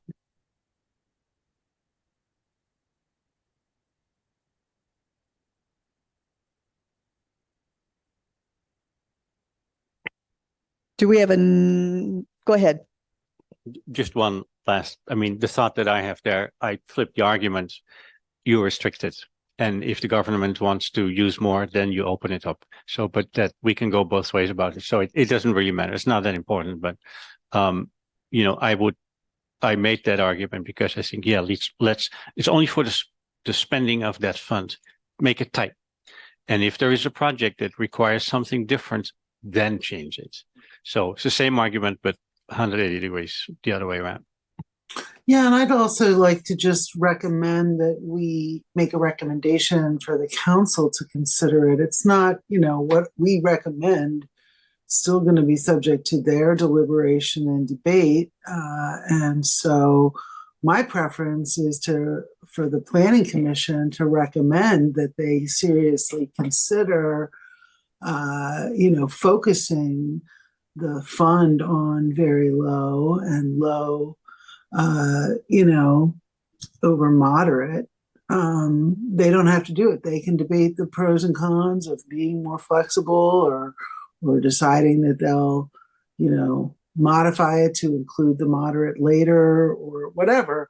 But I personally would just like the Planning Commission to make a recommendation that they consider focusing the use in this funds on supporting the low and the very low, because again, I think the percentages of moderate versus low and very low, it's like, all sorts of alchemy, and yeah, it's going to change over time to try to figure out where that sweet spot is that we can maximize affordability while still, having something that people will actually have an incentive to make affordable. Okay, so that's my thoughts. So are you saying that you want to change the language, or you want to, as part of what the council gets from our process, know that we would hope that that affordable housing fund, which in here now is low, very low, and moderate, that the council and the town would use those funds ultimately to focus on producing more low and very low. I mean, that's the goal, to produce low and very low income housing, but leave it as it is now, for them just knowing that that's what we would like them to focus that fund on, but not restrict it by taking out the moderate.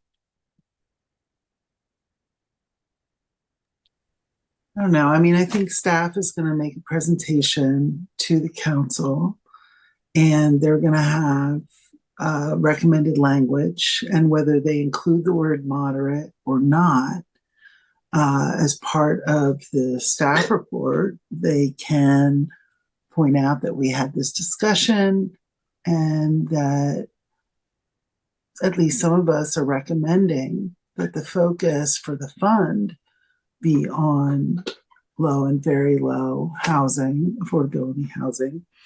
But,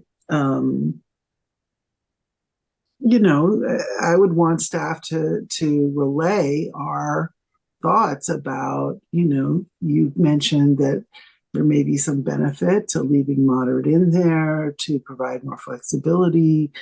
I think Commissioner Jansen, maybe Commissioner Pfeffer, and I are more on the lines of, no, strike out the moderate there.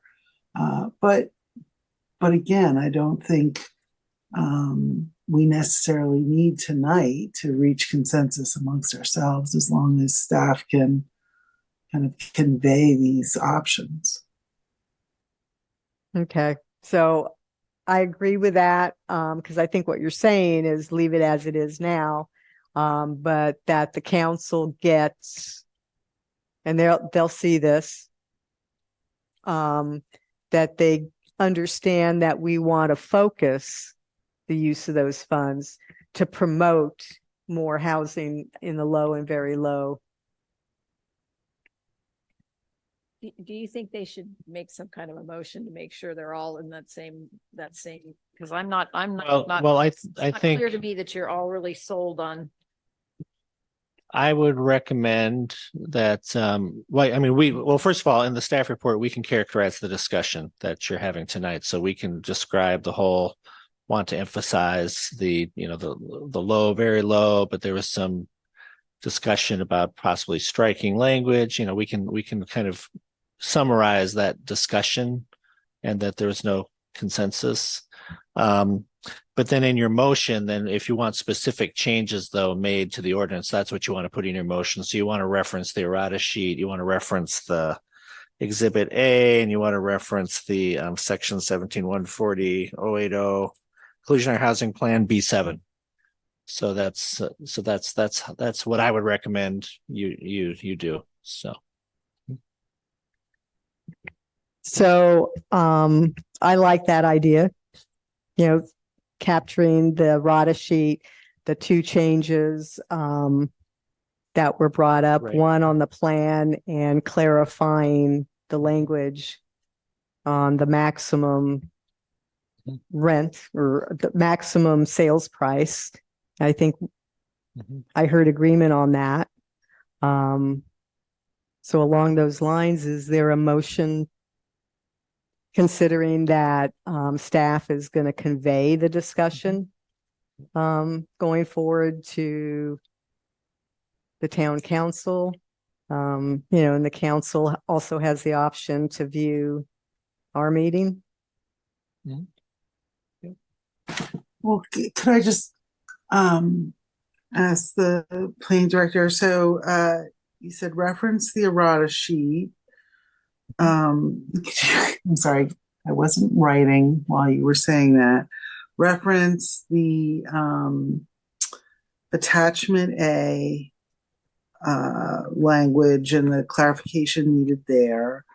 Reference the discussion that we've had about focusing on the 17-140-130 fund language on very low and low income affordability, potentially focusing that. And then I wanted to add a little bit of ability of the council to, or something to clarify the council's interpretation of active nature is within their discretion. In the discussion of the 3-unit minimum and what is not included in the ordinance. And then I don't know what the other section you said. That's where I lost you. I think the last section was 17-140-080 inclusionary housing plan B7. There's some clarifications we needed to make there. Correct. That was the maintenance discussion. Okay, gotcha. Okay, well then I'd be willing to make a motion unless I'm stepping on somebody else's toes. Hold on, let me pull it up here.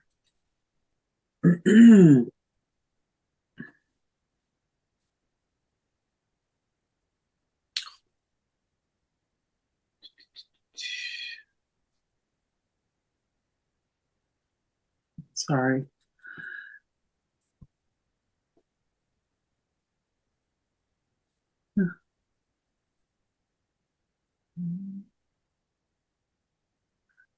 All right, I would like to make a motion to adopt resolution number 2023-26 of the Fairfax Planning Commission recommending the town council adopt an ordinance adding chapter 17.140 affordable housing to title 17 zoning concerning inclusionary housing requirements, approve a resolution adopting affordable housing in lieu fees and commercial non-residential linkage fees in the master schedule, and approve a resolution adopting affordable housing requirements and program regulations with the changes referenced in the errata sheet that we received before the meeting tonight.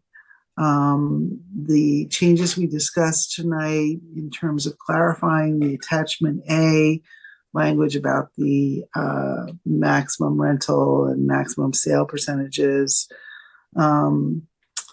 modifying or including a discussion about the commission's thoughts on 17-140-130 regarding whether to focus on low and very low affordability, adding a provision with respect to the language about exempt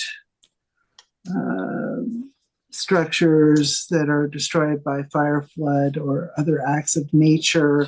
It's up to the town council to, in their discretion, to interpret that phrase and to also address the 17-140-080 B7 inclusionary provision as discussed with respect to the maintenance fund. Over. That's the So motion. just a question on that last piece. You were, we were going to have staff change that, correct? Before it goes, clarify that before it goes to council. Correct. All right, Yep. thanks. So with that, do we have a second? I'll second. Can we have a vote, please? Bella, Aye. Kelly, Aye. Jansen, Aye. Pfeffer, Aye. Newton, Aye. Chair Swift. Aye. So with that, it passes. Thank you, everyone. Good discussion. Do we want a break for 5 minutes before we go to item 2? All right, we're breaking. So now we're going to go on to item 2, discussion consideration for recommendation to the town council, several administrative Title 17 code changes. So could we have a staff report, please? Yes, I'll be giving that staff report. So let me share screen here.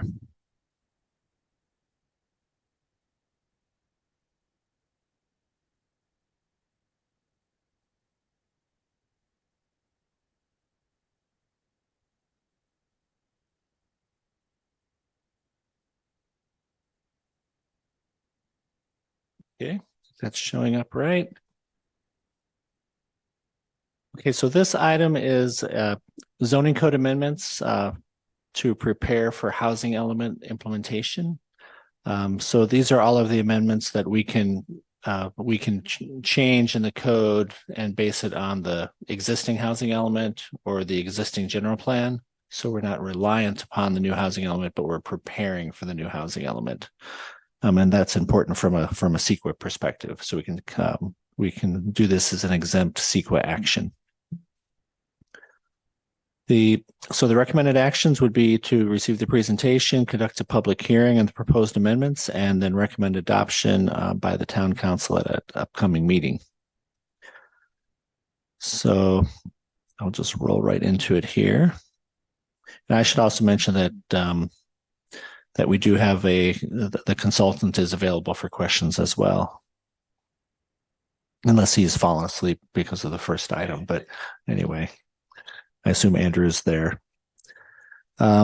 So essentially, this is the reason why we need to do these amendments at this time. Currently, the town is out of compliance with state housing law, and the zoning ordinance is out of date. We also need certain zoning amendments to implement the housing element update. And so in advance of this, we're bringing the code into line with state laws previously mentioned. We're implementing existing housing policy. We're streamlining the development approval process. And there are some state laws that relate to streamlining the development approval process. And we're also attempting to create a more user-friendly development code. So there's 3 different modules. So we're only focused on the first module today. This is technical administrative amendments, and then later on we'll get into clustered low impact residential standards and workforce housing overlay. So the objectives for this module are to organize amendments in a logical, user-friendly manner. We want to ensure consistency with our general plan and state law. We're adding objective design standards, which is important also in relation to state law. When projects come in, we're required to have objective design standards so that we can review projects, and that it allows the Planning Commission to make findings which are more legally defensible if we have objective design standards. We're eliminating some needless nonconformities in the code. And then we're also clarifying some design review decision-making responsibilities, and we're streamlining the process. And we're also allowing for tiny homes. There's a very simple fix to allowing for tiny homes. Tiny homes. That's the only amendment we're proposing to the building code itself. I'm supposed to be talking into this microphone, so that if we just reference what's called Appendix Q in the state building code, then we implement all sorts of rules that allow for tiny homes to be built, because they need special stairways and ladders and exceptions to heights and that sort of thing to be able to miniaturize certain components of a project. So as for module one really important and useful cleanup, at least from our planning perspective, is that we add these rules for measurement at the beginning of the code, which is helpful to define, okay, what do we mean when we say height? Well, what are we measuring to, especially with all of the topography in Fairfax? It's really important to have these rules of measurement so we know what we're measuring to as far as height and setbacks and all sorts of other dimensional rules that we need in our code. We're also adding chapters which relate to SB 35 and SB 330 projects. And those are important. We essentially are subject to those anyway because they're in state law, but just to have a transparent zoning code, we want to add those into the code so that somebody knows that they can have a development process under these rules that are codified into state law. And then we're updating our affordable housing density bonus program also to be consistent with state law. And then there's some ministerial reviews of qualifying projects to objective standards as well. So we also are adding and clarifying some definitions. We did remove some definitions from the inclusionary ordinance that you just reviewed, and we added those into the rest of the zoning ordinance so that all of our definitions would be in the same location. And these are just a few examples of some of those definitions that have been added, but the full list of definitions that we're adding is in your packet. So we're changing family a little bit. We're adding definitions for family daycare, large and small. There's certain state licensing requirement that allows up to 6 or 8 children to be in a daycare in a home without a conditional use permit, for example. So we have to define large and small separately. So there's also technical amendments that are throughout the code. Again, there's objectives, design standards, and you'll notice that there's several sections of the code included in there with kind of minor revisions to each page, and that's to add kind of the objective design standards to each section of the code. Again, to make it more legally defensible. Also, there's amendments to exempt affordable housing from the traffic impact fee as required by state law, getting back to the affordability of projects. And then there's rules for granting reasonable accommodations for persons with disabilities and for religious institutions. And again, that's another state law compliance. We have to have an avenue for a good example of a reasonable accommodation that is like if somebody needs to add a ramp in order to get up onto their front porch, but in order to do that, they need to go into the front setback, then this has a process to allow for that without them. They would get to bypass the planning commission for something like that because it would be a reasonable accommodation because of a disability.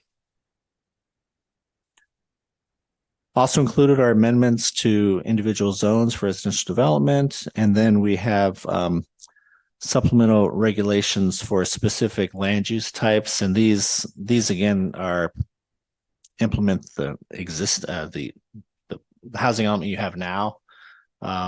These have been in the state requirements for a long time, that we have to have specific regulations that apply that and allow supportive housing, transitional housing, and those types of uses, those kind of special uses for special populations that need additional regulations.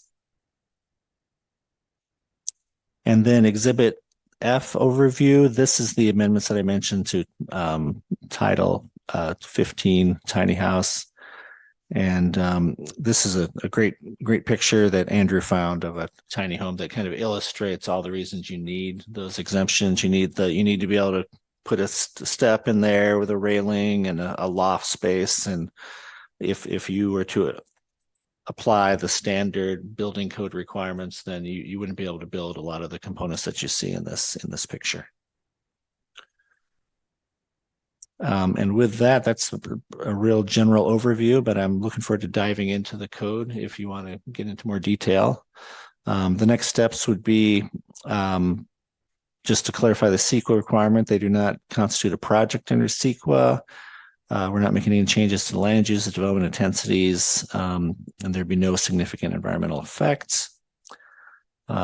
We would recommend that you conduct the public hearing and consider adopting Planning Commission Resolution 2023-27, and also include the errata sheet, which included a very important change to the ordinance itself, which, as Chair Swift noticed, would have wiped out the entire zoning ordinance. So we rewrote that so that we're just adopting the chapters that are included in exhibits A through F, and then all of the chapters that are in the zoning ordinance that are not changed remain. So it's just the chapters that are being changed in the exhibits are the ones that are being replaced and stricken from the existing code and then replaced. And so this would be the timing. So to get to the council meeting, we're trying to get the ordinance adopted before the end of the year, preferably by this November 1st date. So we would have to put a public hearing notice in the paper on September 22nd, and then have the town council hearing for the first reading of the ordinance on October 4th. And so with that, I am available for questions. Okay, anyone have questions for staff? Robert? Yes, I do. The objective design standards, is that something that's going to be woven into the code, or is that a standalone document, or can you clarify that? Yeah, the objective design standards are kind of woven in throughout the code. You'll notice in the in each kind of zoning chapter. Mm-hmm. So there'll be a chapter for each zoning district, and within those chapters, the objective design standards are included within those. And we took a very streamlined and simple approach to the objective design standards so that they'd be easy to implement, but also have kind of a lot of force behind them, because they allow the planning commission to make findings that, you absolutely have to do these 5 things so that we can approve your project. And those include things like, street orientation and pedestrian orientation and those types of components, in addition to height and setbacks and the standard development standards that you have currently in your code. Right. Okay. Thank you. Mm-hmm. 2 detailed questions, but it's something I don't fully understand, so I think it's good to do it as a question. There's a section 17.027.070 compliance determination.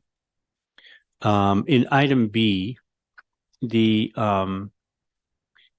talks about that the housing development is considered in compliance, and then later in that same section it goes on, and it says that if the housing development complies with the objective general plan standards and land use designations, but the zoning for the housing development site is inconsistent with the general plan.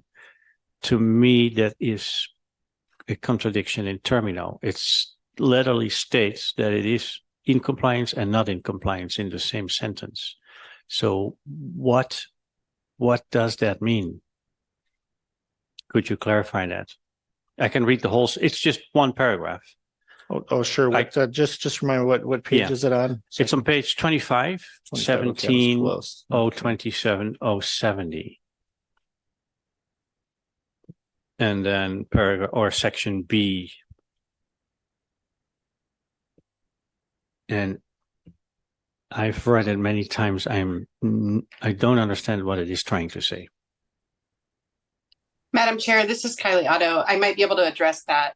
I believe that section is referring to the fact that state law now requires that if, for example, the zoning code is not consistent with the general plan. So by way of example, if the general plan lists the area in a residential general plan designation, but the zoning has not followed and it's say commercial, state law does not allow us to say you can't build the house because your zoning is in a commercial district that does not allow residential. If the general plan allows it or the zoning allows it, you have to allow the project in a residential use. That's what it's trying to discuss. It does seem contrary because that's not how we used to interpret this, but state law has tied our hands when have an inconsistent zoning and general plan. And I believe that's what it's trying to address. Okay, so it's if the general plan and the zoning basically don't agree with each other. That's what it's trying to mitigate. Correct. And it's only for okay. Talking about. So that's what that's where that's coming in with the residential, I believe. Okay. No, then I understand where it's going. Okay, that makes sense to me. Thank you. Second one, I said there were two. The other one is these are details, but this is about fence height. Page 9, bottom of page 9 and page 10. The graphic illustrates that the fence height is measured 3 feet from the fence uphill, which makes sense. The language talks about a downslope, 3 feet offset, which would be basically impossible to do. So I think it's a typo, or I'm not understanding it.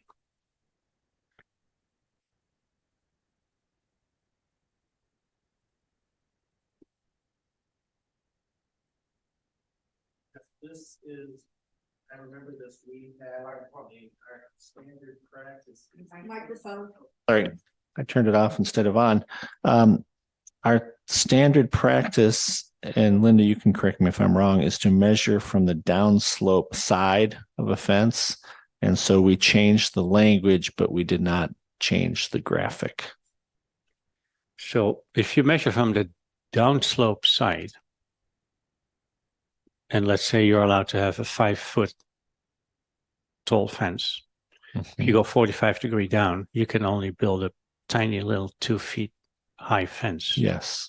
So on a lot of our hillsides, that means you could basically not build a fence. And the way that this works in the field is that you are correct. You can't build as tall of a fence if you have if it's on top of a wall and there's a slope. And if there is a wall there, then you do have a minimum fence height as a kind of a safety consideration of a 42-inch minimum fence height. But yeah, but you're exactly right. It does result in shorter walls and right. But Linda, so there, go ahead. Explain why. So the reason at least it was done that way before I got here is because people on the uphill slopes were building fences that get to 6 feet, for them. But then the person downhill is looking at like a 11 foot, you know what I mean? And I'm Yes, exaggerating. sure. Yeah. So they always measured from the downslope. And if you wanted to go above that on the uphill, you apply for a variance to the planning commission. Okay. They would have to grant you the extra height. Sometimes they would say, well, you have to do the top part the part that's over 6 feet has to be lattice, or they would deny it, or they'd say you have to do a stepped fence if you really need to, if you really need privacy on the flat portion of your property, you're going to do the 6 foot fence down by your neighbor, and then you're going to do a second fence, above to give yourself the 6 feet. This is for all. This is for all fences, correct, including the front. And so, but in certain conditions, you would need to have your minimum code height for a fence, because otherwise you'd topple off the hill, which would be 42 inches.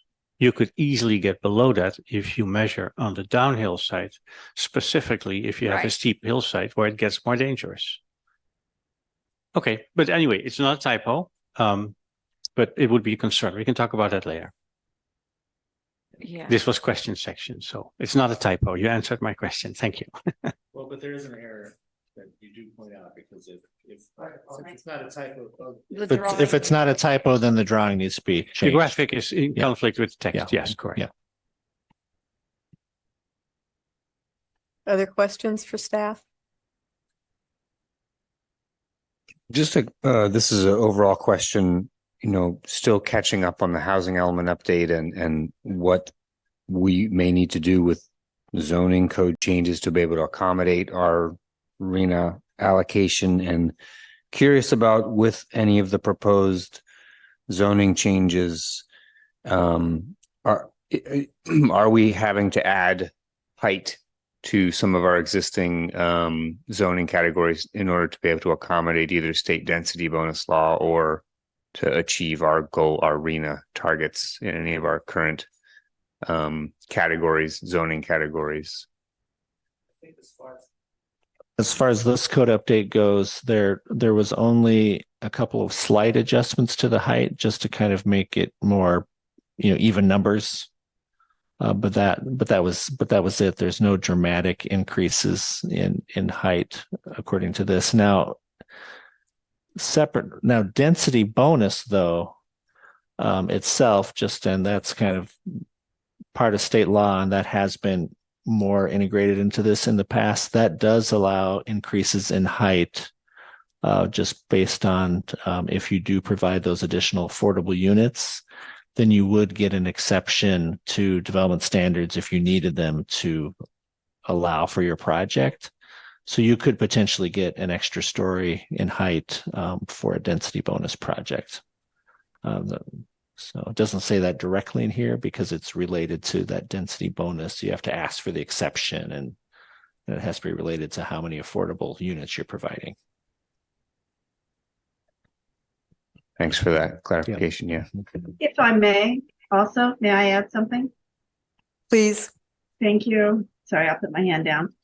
I just want to point out that these are all administrative types of changes to the zoning ordinance, and these are things that we would have done anyway, absent housing element update. So it is actually standalone. Can you repeat that last sentence? We didn't get that. I'm sorry. I said this is actually, these are more administrative types of changes that we would have made to the zoning code anyway, even absent a housing element update. And so this is really a standalone section. Yeah, I was just noting on way down in page 78 for our RM zone height regulations, additional height up to 36 feet and an additional story may be approved for density bonus project. So it sounds like our max height in any of our zones is 3 stories. Is that correct? Are there any of our zoning categories which allow greater height than that with a density bonus? Linda, Linda, can you answer that question? I'm sorry, I was talking to Jeff and not listening. What was the question? Sorry, my height in zones, different zones that allow different heights. No, right now, there are all the residential zones and commercial zones have the same height limits. The only changes are the height changes if you're on a slope or you're on a level property. So for instance, on a downslope site, you can go up to 35 feet in height, right? And 3 stories. In our commercial zones are basically level sites. So you can only go up to 28.5 feet in height and 2 stories. I don't know what this is doing. It's not changing it very much, right? Yeah, it's just looking at page 78 for our RM zoning. It's saying that additional height up to 36 feet and an additional story may be approved for a density bonus project with affordable housing. So it sounds like that is different. allowing a 3rd story, and just wondering if there's any other zoning categories where we're allowing that additional height in these changes. Yeah. I don't think so. That's the only one, right, Jeff? Yeah, I think it was specifically this chapter because that's where you would get the multifamily projects and the density bonus, where you would again you'd kind of need that additional height to accommodate the additional affordable units. Right. sorry, just catching up on all the stuff. So we have an affordable project close to downtown Sherwood Oaks, and that's 4 stories or I how many used to stories live is it? there. It's three living levels with the parking underneath. So yeah. Okay, so is that a separate zoning category for that Well, it particular building? predated all the height limitations, the Got it. construction of that Okay, apartment okay. Yeah, I was complex. curious about that. Okay. Thank you. PJ?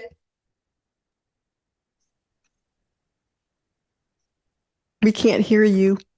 Oh, sorry.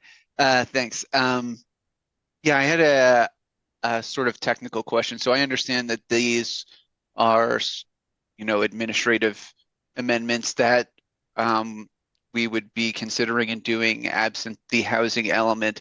I wanted to know, given the tight timelines and timelines being a concern and mentioned in the presentation, if it's a heavy lift, I know town staff is doing everything.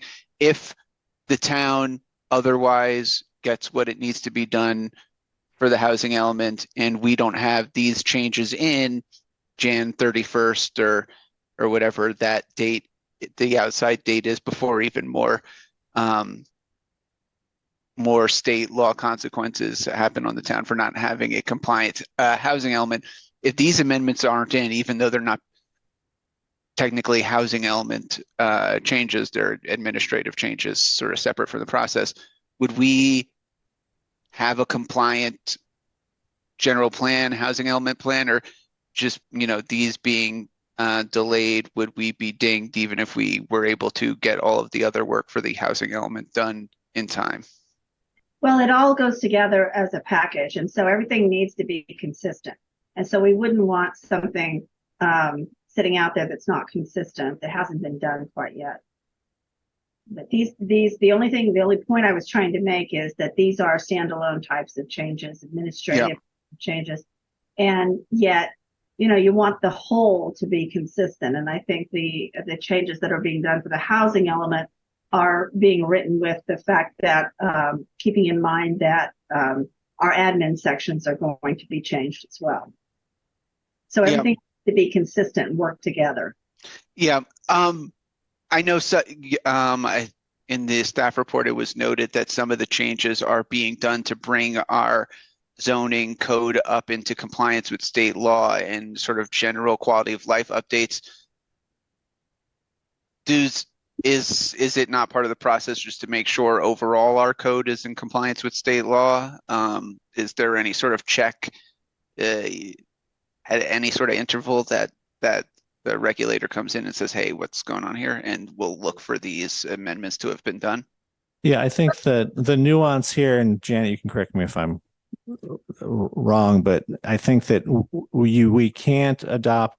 It's what Janet's saying is a standalone where it's not reliant upon the housing element. However, this is the chance for the state through HCD to mandate that you update your code to be compliant with state law. So we do have to have a compliant development code with state law, and this is their chance to require it. So that's why we have to go back and add transitional housing, for example. We have to add a process for SB 330. We have to tweak our ADU ordinance a little bit. So we have to bring everything kind of up to current state law standards as a precursor to adopting the housing element.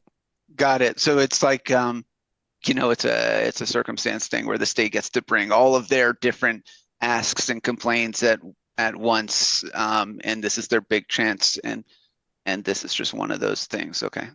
Yeah, that's what I was trying to understand, make sure Yes, thank you, Jeff. Mm-hmm.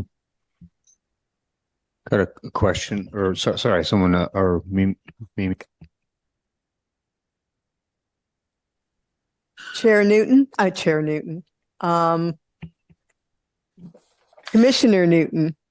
Thank you, Chair Swift. So I was just looking at the RM zone language that Commissioner Bella had referenced, and And I heard you say that we were just changing the height limit to get to an even number, but we go from 28.5 to 30. And I'm wondering why we just don't take the 0.5 off and we still have an even number, 28. So that's one thought, one question I have. Why are we adding 1.5 feet to our height limit? And then it does appear that we are including limits on what the density bonus can be. And I'm wondering what the range of how much of a cap we can put on a ceiling.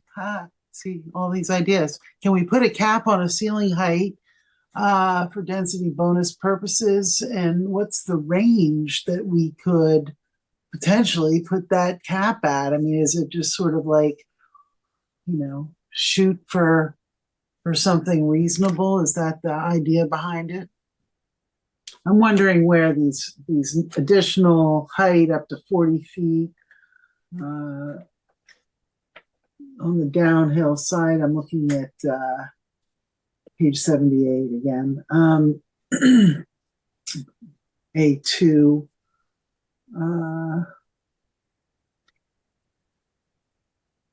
Just wondering where that's coming from. Thanks. This is Kylie. I can address that. And you said you're looking on page 78? Get down to it. Yeah, it's the 17088-060 A2.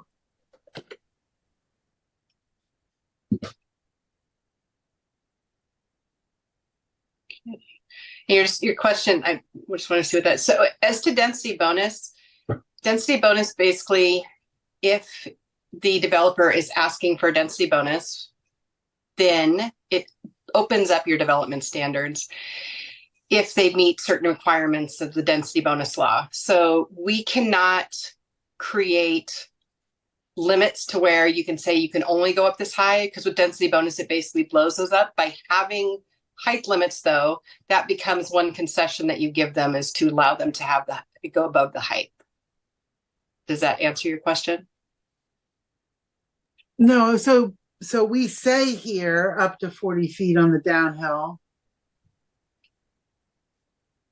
and 36 feet on the uphill side. And so we're putting a limit on it, and I'm wondering whether we could tighten that limit. I'm wondering what the range of possibilities is for, we're not going to say add 3 more stories. I'm looking at it from how much lower can I put that cap on the ceiling height? Haha.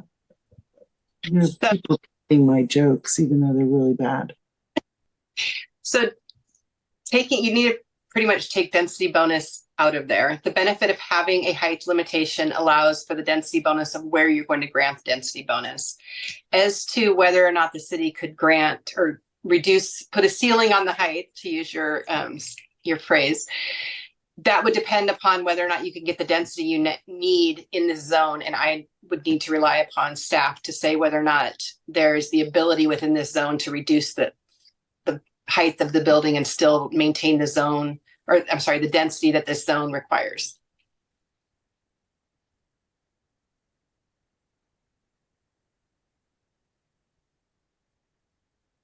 Well, I think I would argue that what this is trying to do is, if you don't have something like this in your code and somebody were to come in for a density bonus project and ask for a concession, they wouldn't have any guidance on how to apply that. So what this does is it kind of frames that and kind of put a little bit of a limit, or at least suggests what that limit should be to the developer.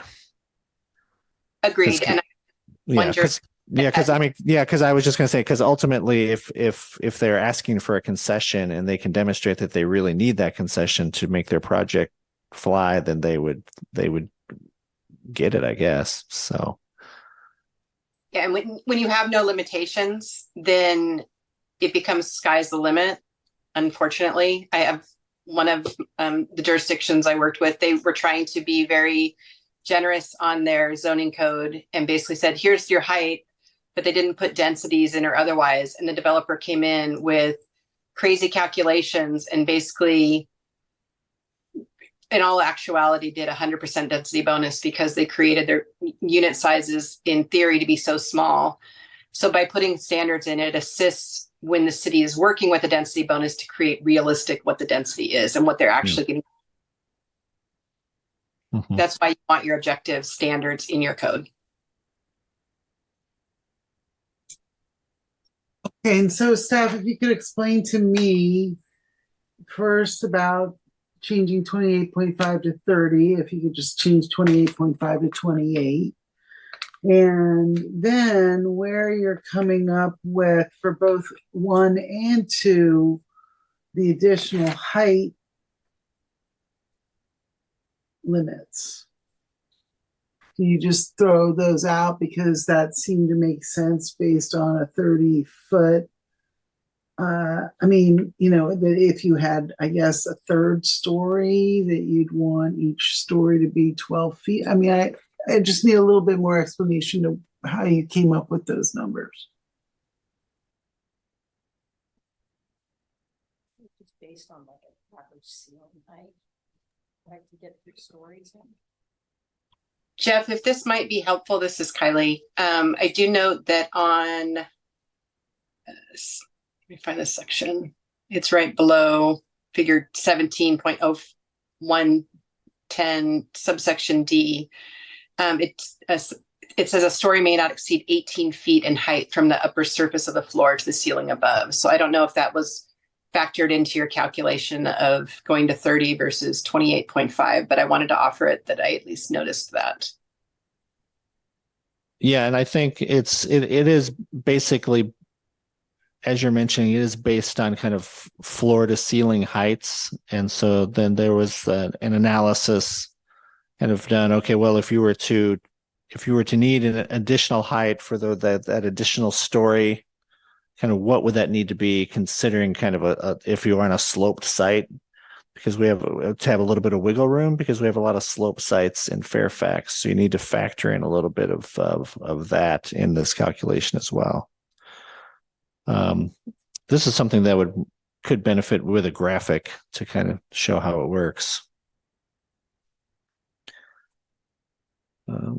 Okay, thank you. Yeah, I was just going to ask about the objective design standards now that they're integrated into the code here. I think I remember seeing a version of the ODS that was a whole package and it had a bunch of different graphics.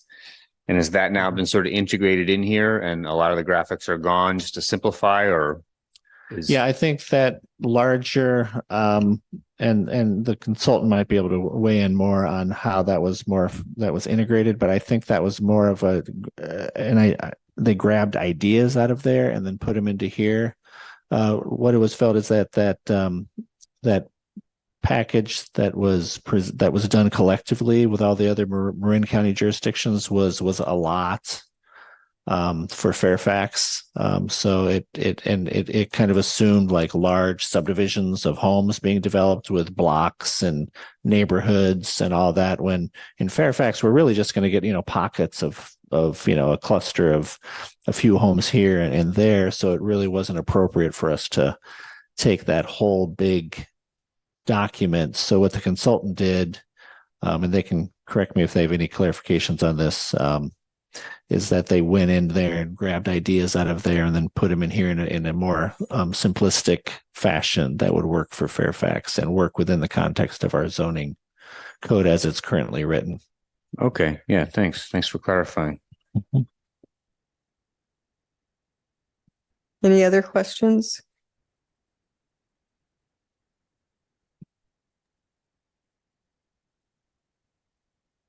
All right. Regarding Exhibit C, I just have a couple here. All right, I'm scrolling.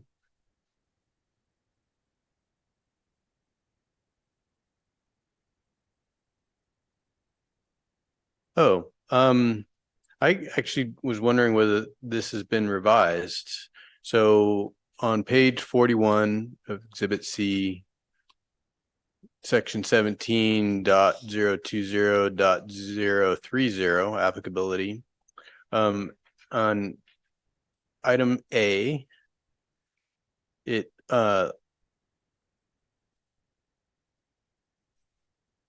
provisions of this chapter shall apply to new residences and alterations or additions constituting 50% remodels, et cetera, et cetera. Is that our current code?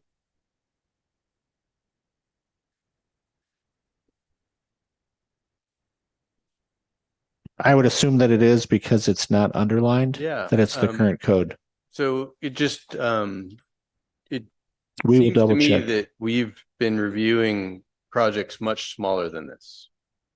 We've been reviewing very small exterior remodels. I can remember a shed that was about 120 square feet that we reviewed. And I've always been an advocate to try to not do that, to let there be an administrative review of some of those smaller projects. This line, though, I think it could use an amendment because, as an example, if there's a 3,000 square foot house, there's not a lot of them in town, but there's some, and they want to add 1,200 square feet to that house. I think this says that we don't review it in the planning for a planning review. Is that true?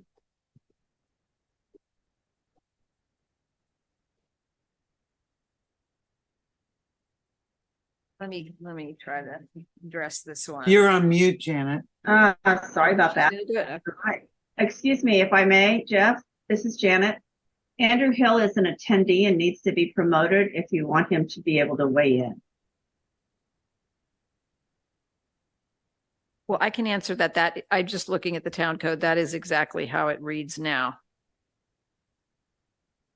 New residences and alterations or additions constituting 50% remodels. But let me explain that we also define 50% remodel, and our definition matches what the Ross Valley Fire Department uses. And 50% remodel, it says if you structurally alter, right, 50% more of a house, or with the modifications and a new addition, it's a 50% square footage increase. That's a 50% remodel. It was a way for the fire department to be able to require sprinkler systems in houses. And it was a way for us to be able to get parking on these houses that were built in 1911 with no parking, right? We said, if you do a 50% remodel, you have to revisit the parking. And if you want to do that, the planning commission has to say, go ahead and, do a 50% remodel and add 2 bedrooms to this house, and you don't have to provide any more parking. Right, but that is the way the wording is in design review, is just like it's listed in there. So, And then we define 50% remodel in the definition. If there's a 3,000 square foot house and they're going to add 1,200 square feet, not touch the inside of their house at all, just add on the outside of their on the outside of their building. I wouldn't. Oh, okay. Well, so then you have to go to the different residential sections, because what's kicking that in for all those little additions is this language that says that it's our legal non-conforming parcel size section that says if you have a substandard parcel, any changes in new construction require the approval of a use permit from the planning commission, right? So they could take those sections out of the residentials. You know what I'm saying? I can tell you the section numbers if you want to read them again yourself. Yeah, I am very interested. Yeah, so it's basically what I'm concerned about. I know all the little projects that don't seem like they should. Well, no, first of all, I would like to somehow decant some of that review. I think if it's a very small exterior project, we don't, in my opinion, need to review it. But the way this is read, unless I'd like for you to point me somewhere that it would kick in a review, because if this is the only language, I think that if it was on a conforming lot, they had the floor area ratio that they could build. I think that they could build a pretty big chunk of house in our town without us reviewing it, if this is the only thing that says it. But I'd love to know where that is, Linda. Yeah, so I'll start you off with RS6 because it's the most common zone. But if you look under building site requirements, right? 17.080.050, it has graduated square footages. And if your parcel doesn't, if your minimum area, if the minimum building site area shall be increased by 300 square feet for each 1% increase in slope over 10%. And the beginning of that whole section says, except as otherwise provided, a use permit or a hill area residential development permit must be first secured in the RS6 zone for any use, occupancy, or physical improvement of or on a building site failing to meet the following requirements. So if you have a substandard site. So I'm not saying anything about a substandard site. So yeah. So if it's just somebody it's has a a large site, enough and site, they want to yeah. add on to it, If it's a large enough but site, it's not, that's right. You won't be. so an exterior addition That's right. You won't be reviewing of it. any size, basically, unless it's 50% of the existing. Except then the maximum 3,500 Yeah. FAR kicks in, so you can't go above. Understood. Yeah. Okay. That is correct. But we don't That sounds have, like we don't have very crazy many workaround, parcels but that are- yeah, I understand. I think it'd probably be very rare, but I just reading this, it sure seems like we'd have projects in town that would be, the larger houses could get larger without a review. Yeah, but you're gonna get one of the only remaining large sites at your next hearing. I mean, they're just not out there, right? Okay, thanks. I had one more. I gotta scroll again. Give me a second. This is about the waivers. And this looks like a new section. So now I'm on page 52, the 17.044.090 authority to grant waivers.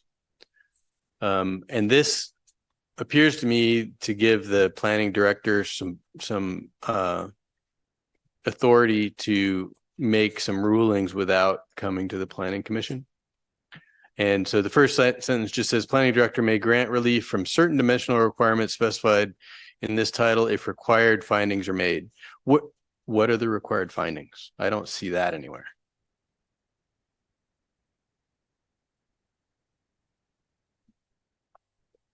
It's under 17.044.100 and D.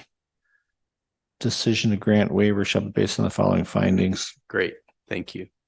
And this is related to, it's not entirely, but this is what implements the reasonable accommodations provisions. It goes beyond that, but that's one of the things that it does.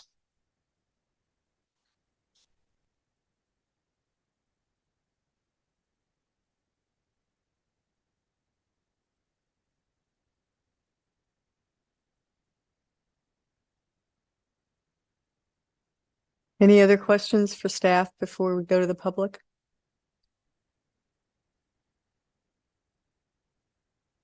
Okay, I'm going to open this up for public comment. Does anyone want to come up and speak?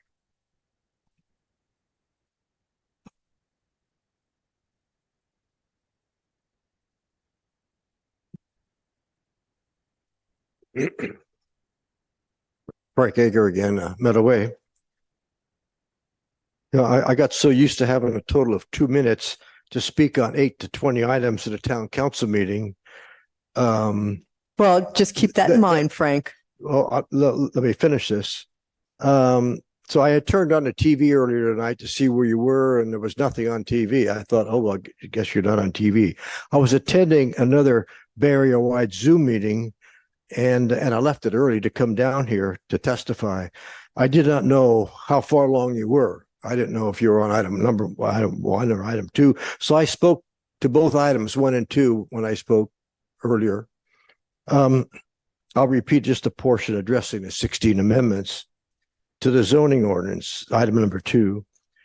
ABAG has set RENA numbers for Marin's 11 cities in the county at 14,400, for 8 years, and they'll probably raise it again in 2031. So this is kind of insane what's going on here with arena numbers in little towns here in Marin County. Fairfax and other cities and towns should be challenging Senator Wiener's housing laws rather than rolling over. Hopefully, our neighborhood voices initiative to give cities the option to opt out of these state housing laws will qualify and pass. This one size fits all, is totally inappropriate for Fairfax. Fairfax properties are either in the wildland urban interface fire zone, the flood zone, or a landslide zone. That's what we have here in this town.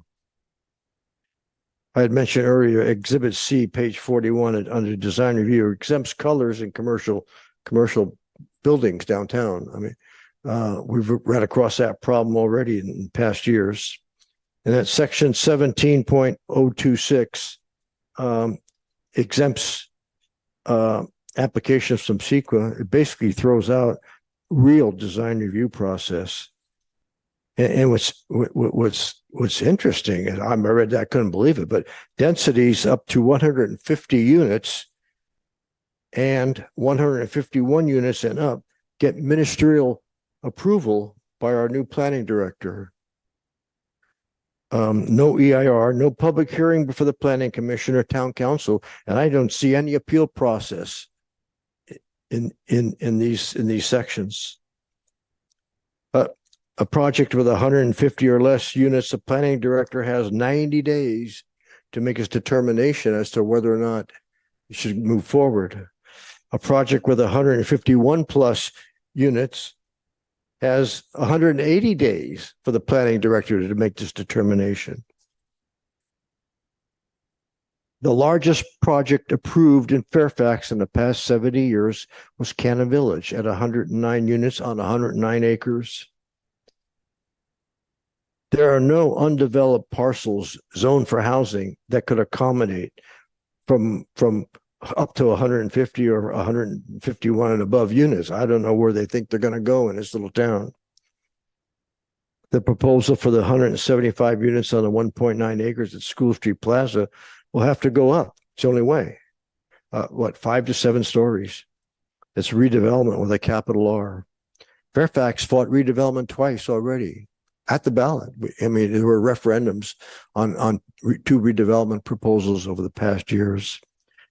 When the Fairfax Town Council removed the term small town character from the general plan and zoning ordinance at the request of former planning commissioner Shelley Hamilton, the handwriting was on the wall.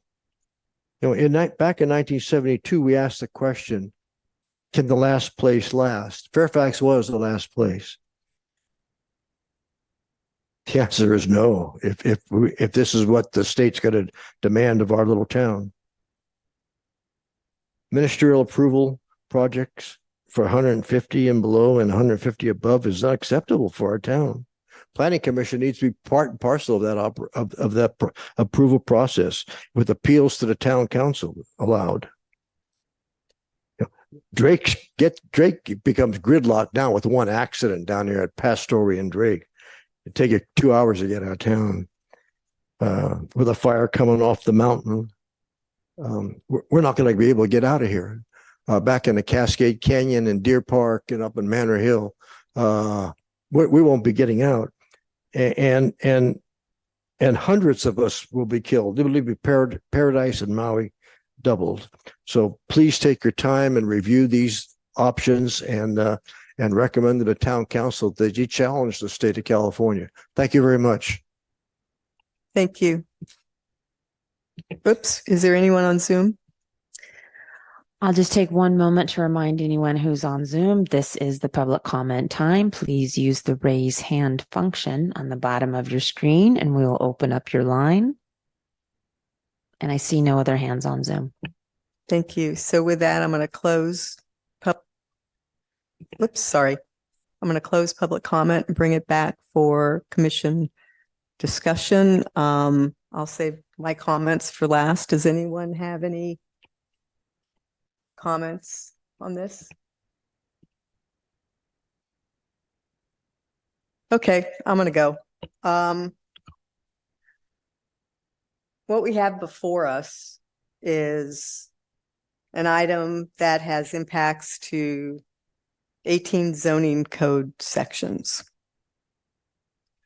Having 5 days to review these changes from the planning commission, from my perspective, is not enough time to review what is before us and provide a recommendation to the council. Just going through the definitions section when I started looking at this, which wasn't in the form of a red line existing 17008-020 for review, which would have been helpful. I have questions and comments on some of the definitions, why they were added, where the changes from the definitions came from, what should be included, and what some of the new definitions left out. We have a definition in there for downward lighting. Nothing in there addresses, what we've seen as our dark sky standard, which also addresses light color. I looked at some of the initial code section changes and then went back to definitions, both what we have now and, any of the changes. And I saw some of the sections that when I looked at them conflicted with existing definitions. Some of the things like when I looked at floor area or lot coverage, I saw conflicts between the new added code and what our existing definitions are. And those are just two examples. We have, there's a change made to our parking standards where it comes up with a 2-bedroom goes from 2 parking spaces to 1.5 parking spaces. And I'm trying to figure out what 1.5 parking spaces is for, let's say, a single family house or an addition to a single family house. And we've all struggled with looking at parking restrictions and our topography of our hillside areas and our roadways that are, and a lot of them in some areas, you can only drive one car one way and then pull over and have somebody else come down. And I don't, as an administrative change to this, I'm unclear as to why that change was made. So in just what I've looked at since we got this packet on Friday, I'm not comfortable that we have before us something, from my perspective only, that I could make a determination on a recommendation to move forward to the council on it. And what I would like to ask is, and maybe everybody else feels different, everybody else has had a chance to thoroughly go through this, but I would like to continue this similar to what we did with the inclusionary housing. And I know, that there are other things coming, but I think that we don't do the council any good. I think we have the expertise and the experience. We have folks that worked on odds.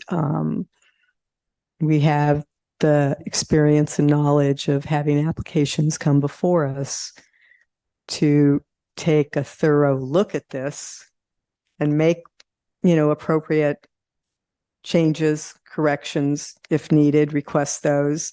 Some of that we did with the inclusionary housing, and then have something that we can make knowledgeable recommendations to the council on how to go forward on this, knowing that there are administrative changes that we're making now. But I'm just concerned that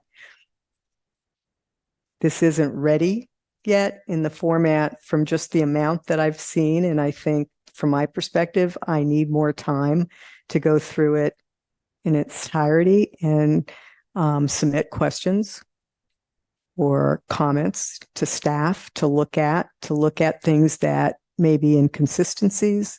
We don't often take this much of a bite out of our zoning code. I think the last time the zoning code had a big change was in 1973. And it's hard once we do this. It always seems to be hard to come back to something and update it, work on it. And I think we have time to go ahead and ask for a continuance to provide time for the commission to look at it, to provide, if they have more questions on the substance, to staff and bring it back. So that's what I'm thinking. I don't know how everybody else feels on that. And then depending on how everybody else is with that, then I would ask staff what kind of a time frame or how we would need to do that, understanding that potentially it could be another special meeting for us that we throw in, on top of everything else. But I think what we're doing now is important. And we should take the appropriate time to do it right, to get those administrative changes in place, which could be part one of other things we do, but we've got a good foundation. So that's my thought on that.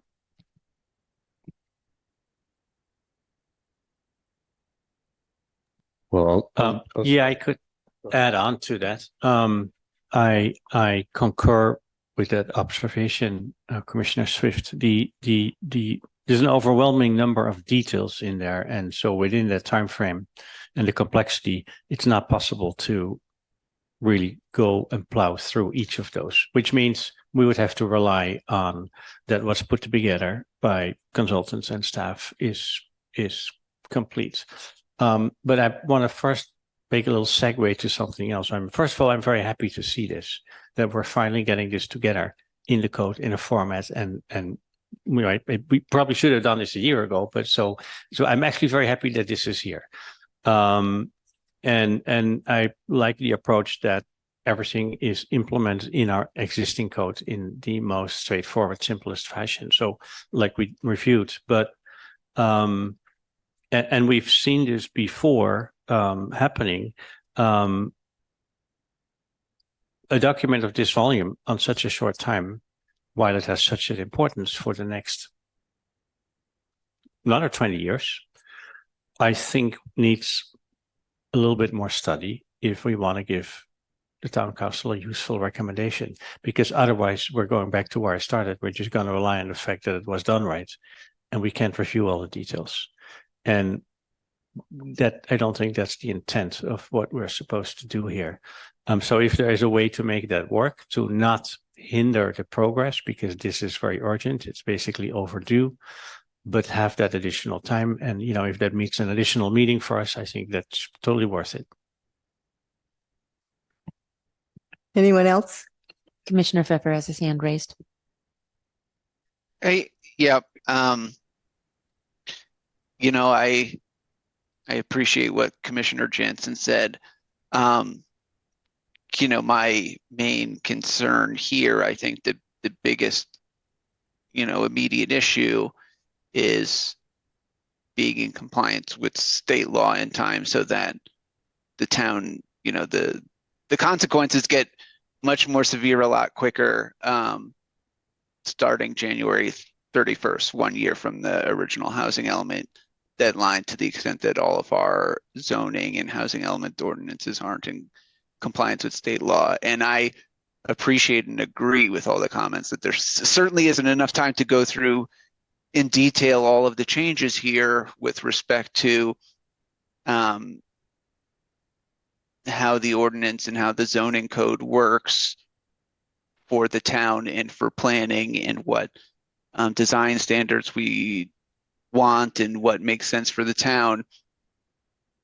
I think that's a separate, and I appreciate the idea that a body acting on behalf of the town shouldn't necessarily rely on consultants or professional advisors to make those decisions and adopt them as is. But where I think it is more within reason to rely on this, sort of professional advisors, is in making sure that by the time whatever passes, it is in compliance with law.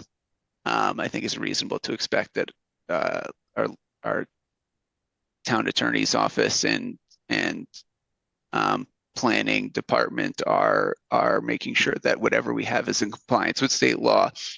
And when I was looking at the ordinance, I was shocked, given how much time has passed since the town updated the zoning ordinance 1973, that the initiation of amendments to this title can be done by verified application of any interested person or persons, by resolution of intention adopted by the planning commission, or by resolution of intention adopted by the council, which shall be referred to the planning commission. It seems to me like we've got a couple of circumstances we need to choose from. We live with the ordinance, this section of the town code as is, hope that we get changes that everybody here can get behind, recommended to council and passed in time for January 31st. And we take that time with a continuance, or we know that it's not going to be done in time and we just deal with that consequence, or we can move forward, balancing is the ordinance with these amendments that are at least characterized as administrative. Is that a worse temporary situation than a situation in which the town has a zoning code that's not in compliance with state law come January 31st? And personally, I would prefer to err on the side of, we have a zoning code here that nobody has had enough time to review, that we are still reviewing, but we are recommending that the council at least move the process forward,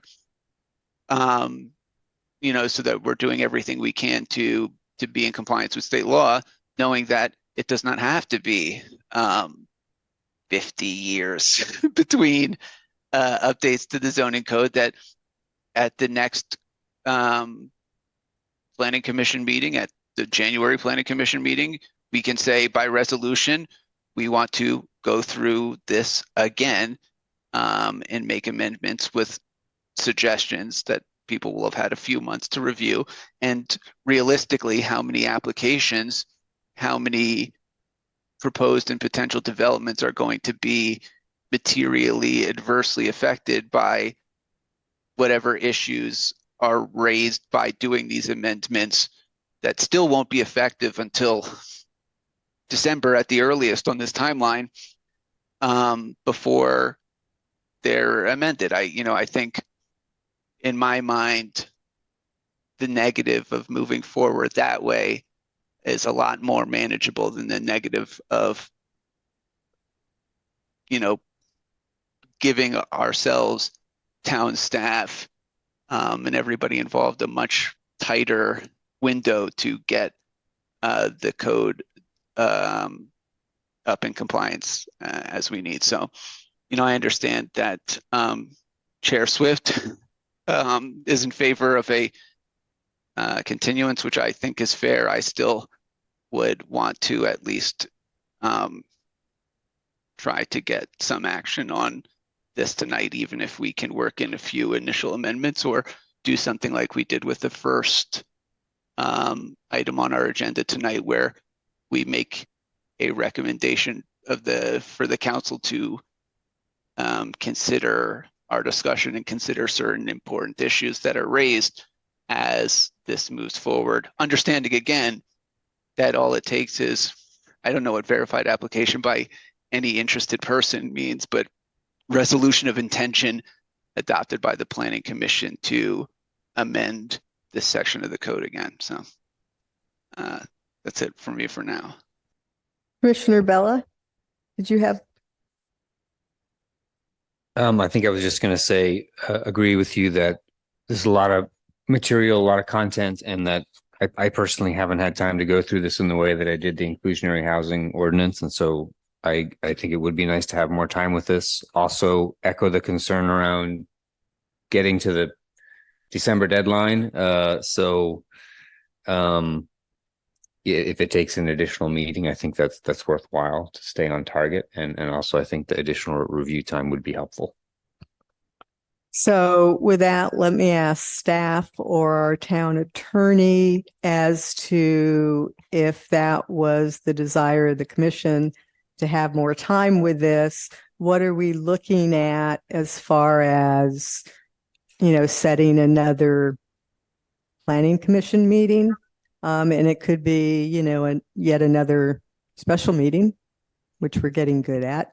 But what are we looking at schedule wise to be able to accomplish what we want to do in making a review of this, and still fit into some timeline? So if you could address that, that'd be great. I'm happy to. Jeff, do you mind, or would you rather do it? No, Jen, I think you told me you were counting days earlier, so I'll let you go. Yes. Okay. So when it goes from Planning Commission with a recommendation, either positive or negative, to the council, there has to be a 10-day notice before it can appear at council. And it requires 2 readings at the council. And that means the first reading can be on a council special meeting. The second reading, the adoption, however, has to be at a regular meeting. And so the regular meetings are the first week of November, first week of December, and then the one in January, which I don't think has been set quite yet.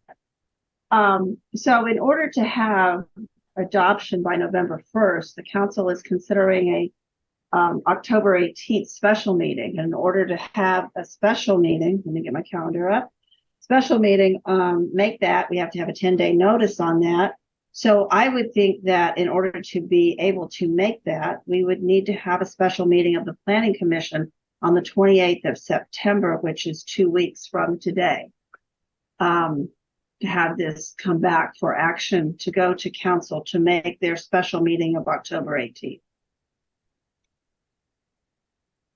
Now, is that the latest date that you think would work? Because the other thing I'm thinking of too is that staff would need to have some time to, which is, doable. Staff would need to have some time to review our questions and our submissions if we're going to provide them that as part of this review. Or is there any later time beyond September 28th, but early October that would work? If you look at October, you have a council meeting on October 4th. If you're looking at Thursdays, you're looking at October 5th.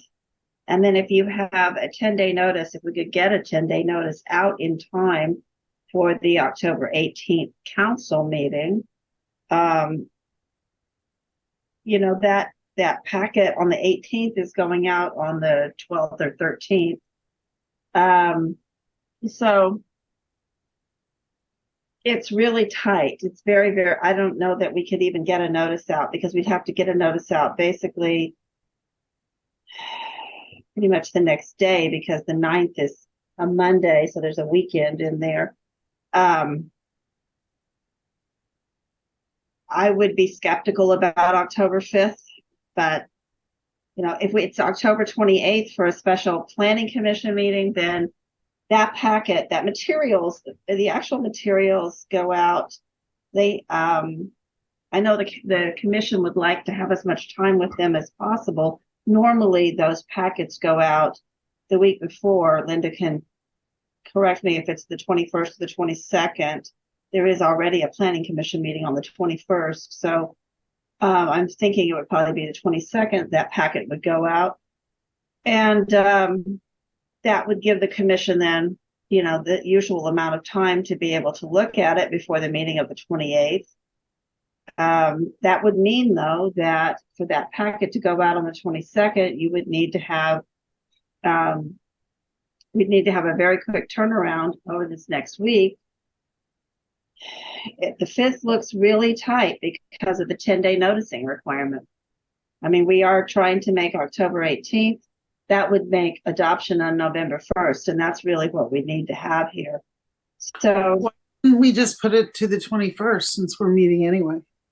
Well, that's just next week. And so, well, I know. Wouldn't you just copy and paste the item from tonight and put it into the notice for the meeting on the 21st? I mean, I'm not sure how much additional work you need to do to get the notice out, right?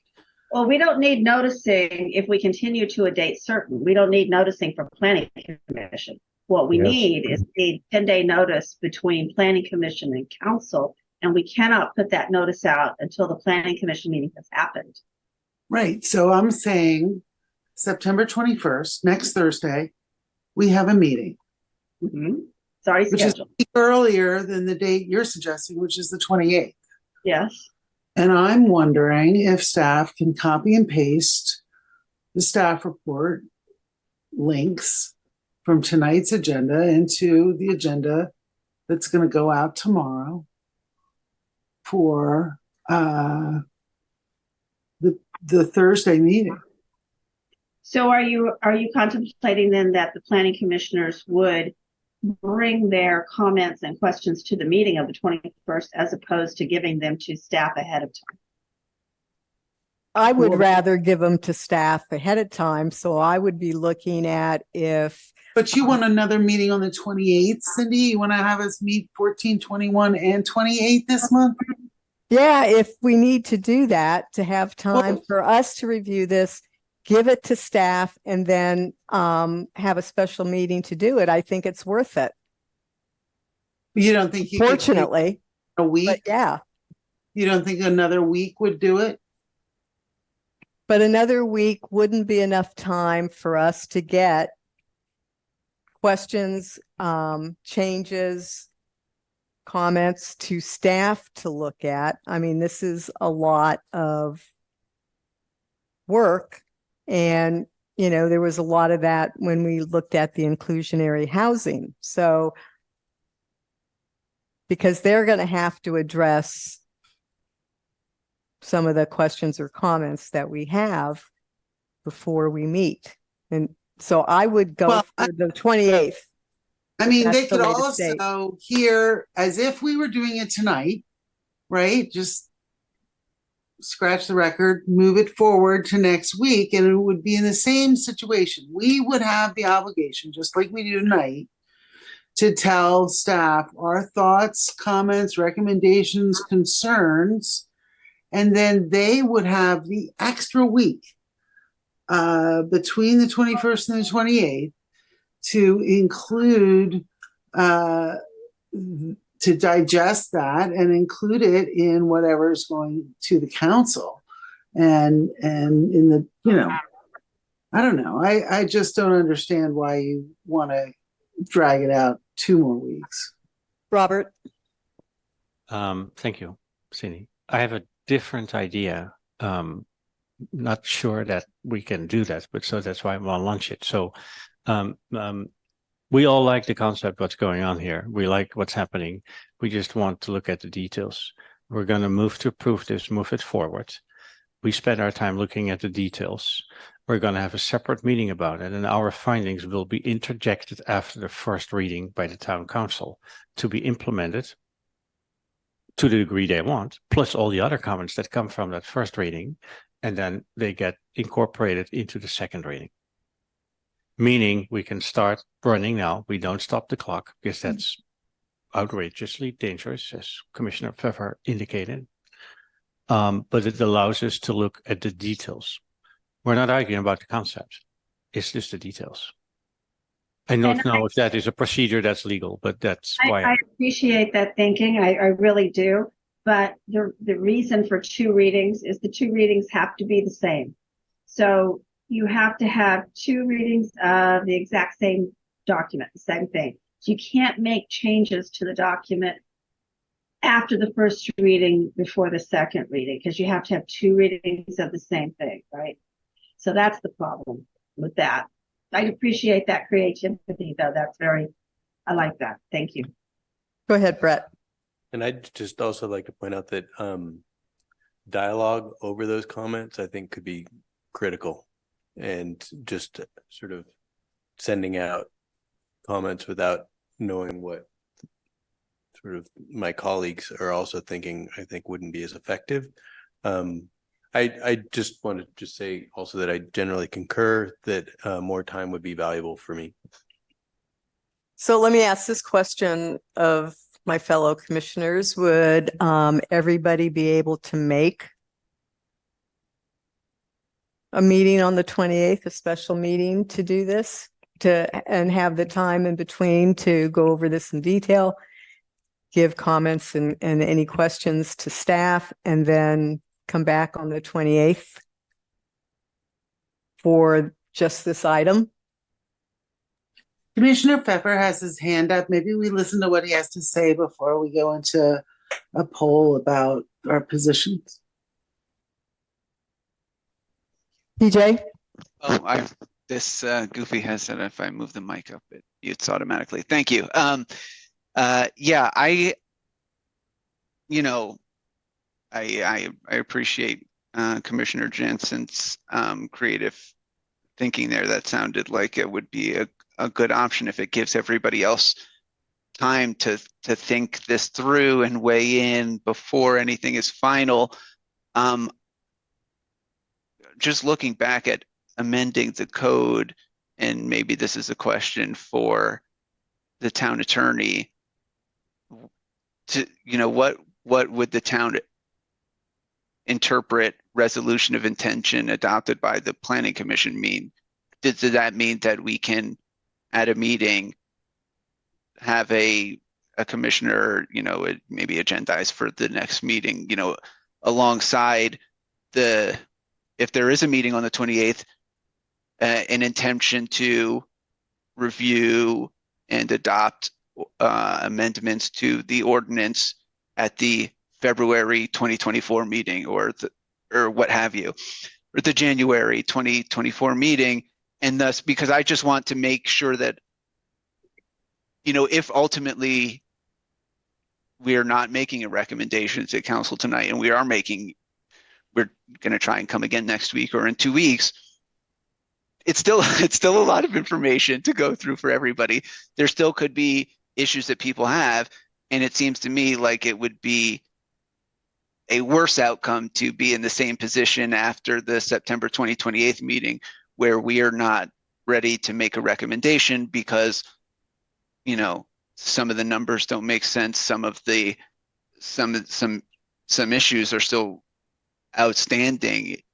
And we say, from a town planning design review perspective, it doesn't work. So we're not recommending it. That's sort of the place we're in today. Today we have the added complication of everybody agreeing that it's too much information and the amount of time of agendas are available as a matter of course. But I just am trying to think of a way to get ahead of being in the exact same position in 2 weeks, and then there's less time to come up with another way to help the town be in a position to be in compliance with state law on the 31st. So if we're looking to agendize this on September 28th, we also do what we need to do to agendize another amendment in January or February so that people are more comfortable moving forward with an imperfect recommendation, knowing that for sure it's going to be coming back to us to redo the amendments in 2 months. I just want to see what options we have there. Sure. And so that section you're looking at is a May section. And there are other ways of bringing forward amendments as well. Staff can bring forward an amendment at any time. So all you have to do is say, you know, we want to have this come back to us and have another look at it to make some further amendments.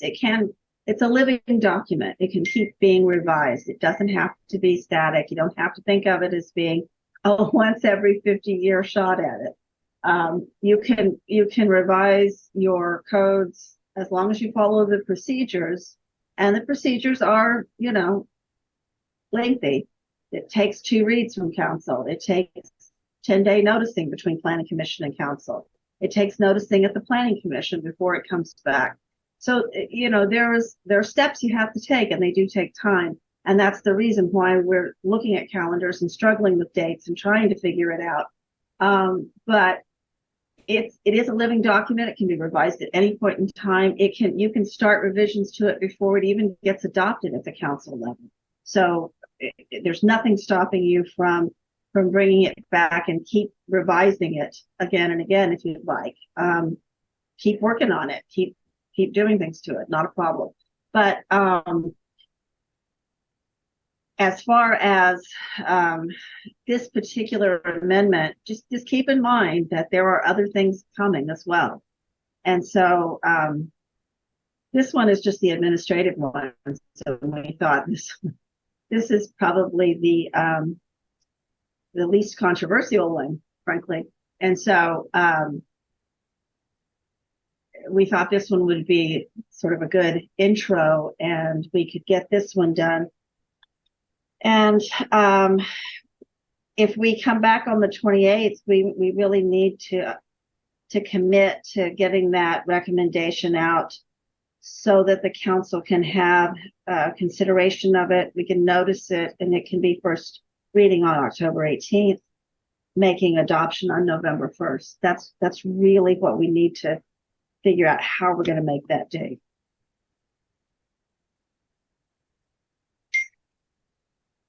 So going to my fellow council members, my fellow commissioners, is there support for committing to looking at this and coming back at a special meeting on the 28th to come out of that special meeting with something that is a better document that we can then go forward with, or at least minimize concerns? I mean, I would like to have another shot at it. And I think we can do that on the 28th, similar to what we've done with the inclusionary housing.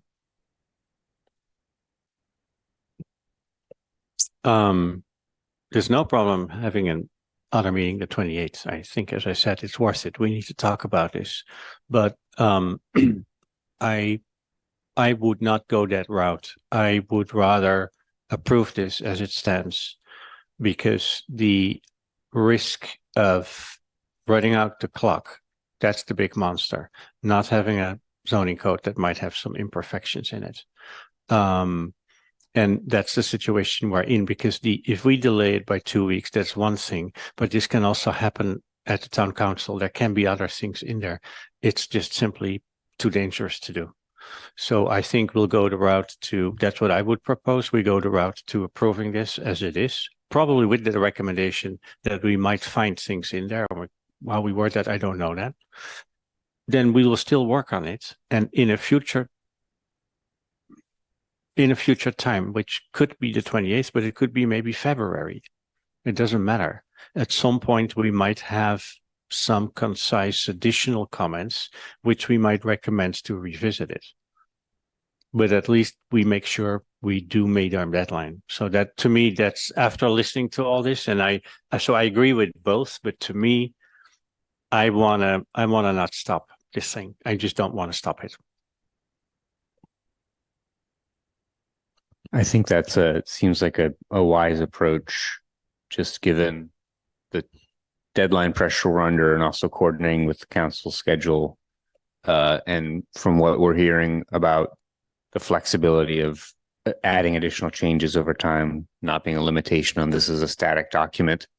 I'll just say from my perspective, a new commissioner, that I'm definitely willing to do additional meetings, although it is, takes away time from my family and work, things I need to do. We've already got 2 meetings this month. My preference would be that we give this more time, but try to address it next on the 21st. And, but if that additional meeting is necessary, of course, I'll happy to be part of that. Hearing that this is maybe the lightest of the packets, gives me some pause and actually just motivates me actually to dive into this, with the inclusionary housing, because I thought we were going to look at that last time. I had gone through that once already. So it was actually great to get the additional week or so to look at it, where I had some substantive comments on it. So I'm glad to have another week with this and with the next packet. And I think I agree that let's keep the ball rolling and know that we can add additional comments and submit our comments along the way. I don't want to miss our deadline, the state deadline. So I support that idea and of kind of keeping the ball rolling while giving ourselves time to do a more thorough reading and add comments along the way.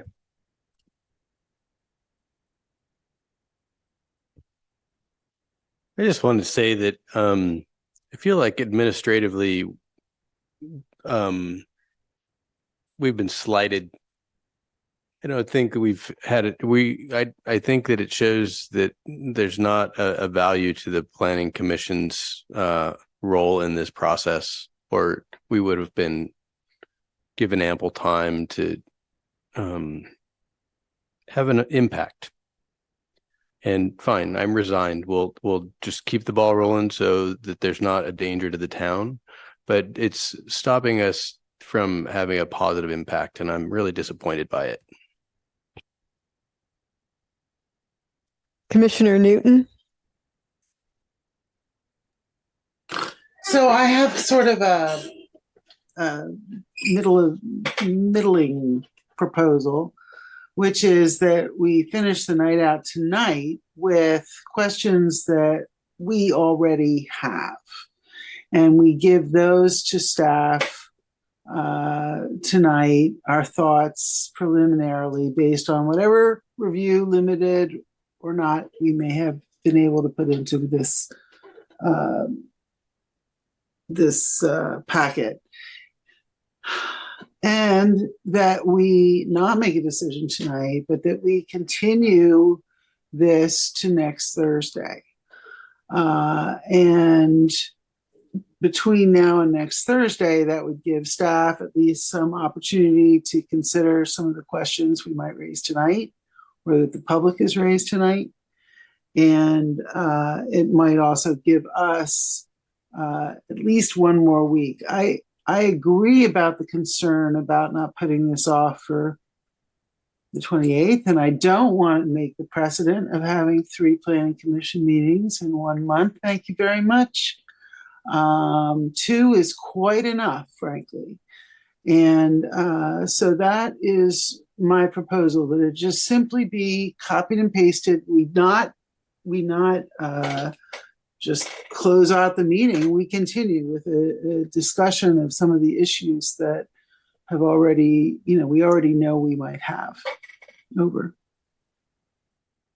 DJ? Yeah, I mean, I would support, Commissioner Newton's suggestion. It seems to me that if we continue this, we give thoughts now, continue it to a date certain on the 21st, knowing that it does seem like if we really, really had to, and that was not a possibility, we would still move it forward. It makes at least me a little bit more comfortable that it won't get missed again next week.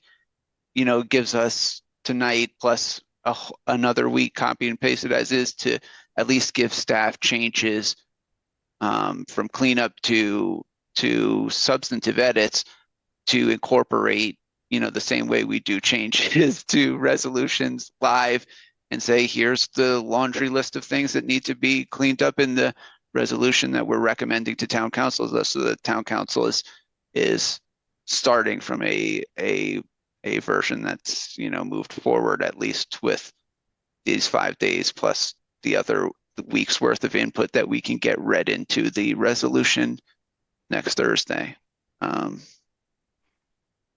You know, I think, you know, I just did the math myself on 10 days notice for the town council. So, you know, it seems like if we, whatever we do at the meeting on the 21st, that we still can get something into October, you know, if we had to,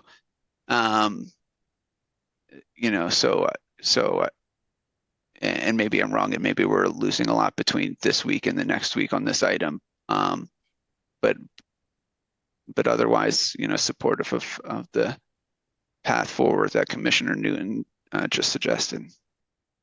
So let me ask a question of the commission. Is anyone supportive of having a special meeting on the 28th? Looking at from the town councils, that it seems like if we were to do that, we'd still be able to fit into council's schedule. So let me just get then I'm going to have a question for staff. So let me just get a head count on that. Can I just put a little bit of information into the decision here? Next Thursday is a pretty packed agenda. So I just want to put that out there that we would have to fit this in. So it'd be a long meeting. Yeah, and I think there's 4 or 5 applications, then some of them are pretty detailed.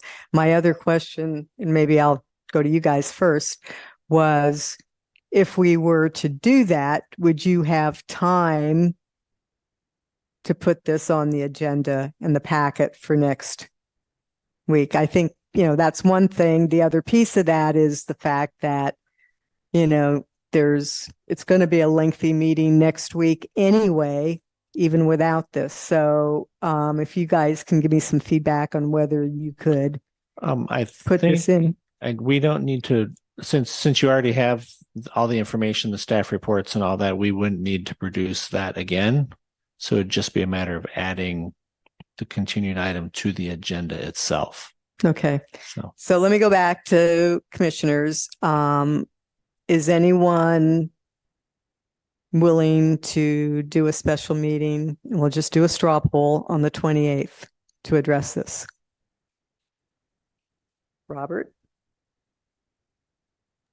If you're taking a head count, I'm trying to keep my head low. I'm trying to basically. I can still see it, Commissioner Newton. It's a reluctance if I have to partial head. Okay. So Robert, yes. Brett? Yes. Partial head, Commissioner Newton? Was that I think a yes? It was if you force me to, of course I'll come, but I will not be happy about it, and I will complain about it, and I will make it not fun for you. Duly noted. PJ? My straw poll is, you know, willing to do the 28th, but with the caveat that I would rather, knowing that there's a meeting on the 28th, have town staff prioritize getting this done for the 21st and then pushing stuff from the 21st or getting other work that needs to be done in the 28th. That way this item, there's less of a risk of it falling too far behind the calendar. And the staff is still getting all the work it needs to be done. So happy to add an extra meeting. My concern on this more is just how far late in the calendar this item gets decided, and the ability to shift priorities between the various items. But obviously, you know, if the commission's meeting on the 28th, I'll show up like Commissioner Newton mentioned. Well, okay, the secret here is who moves first. So I'm going to move that we continue this item after we discuss our current impressions, thoughts, and concerns tonight to next Thursday. And to the extent that staff is able to postpone other items on that were supposed to be scheduled for Thursday, give them the discretion to do that to another date. So staff can, is there anything that's scheduled for next Thursday that you can delay? I just want to remind you that a notice went out to all property owners and tenants within 300 feet of all the project sites, telling them that they could be heard next Thursday. So when you continue those private projects, you're not just impacting the applicants. Okay, so. And I want to remind you that one meeting, that gentleman had flown, that one architect had flown back to California to attend the meeting, and we almost had to cancel on him. So it's not, you know, people have busy lives, make time to come to these meetings.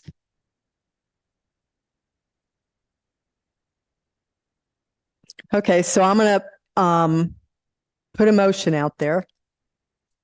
Wait a minute, motion was still on the floor, Cindy. I see that. So I was going to amend my motion to say we'll just move it all to after discussion tonight, further discussion tonight, move it all to the 21st, period. I would second that motion.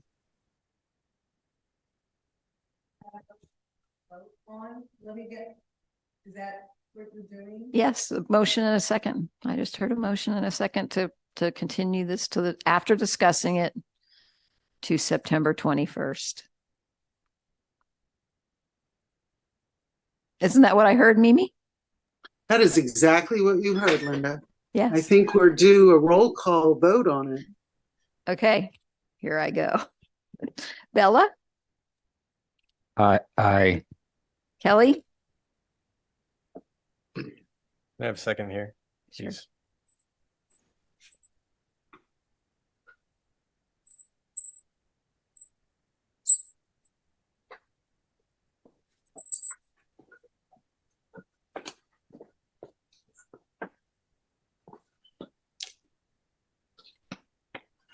I'm a single dad on the 21st and I might not be here. So I'll say aye.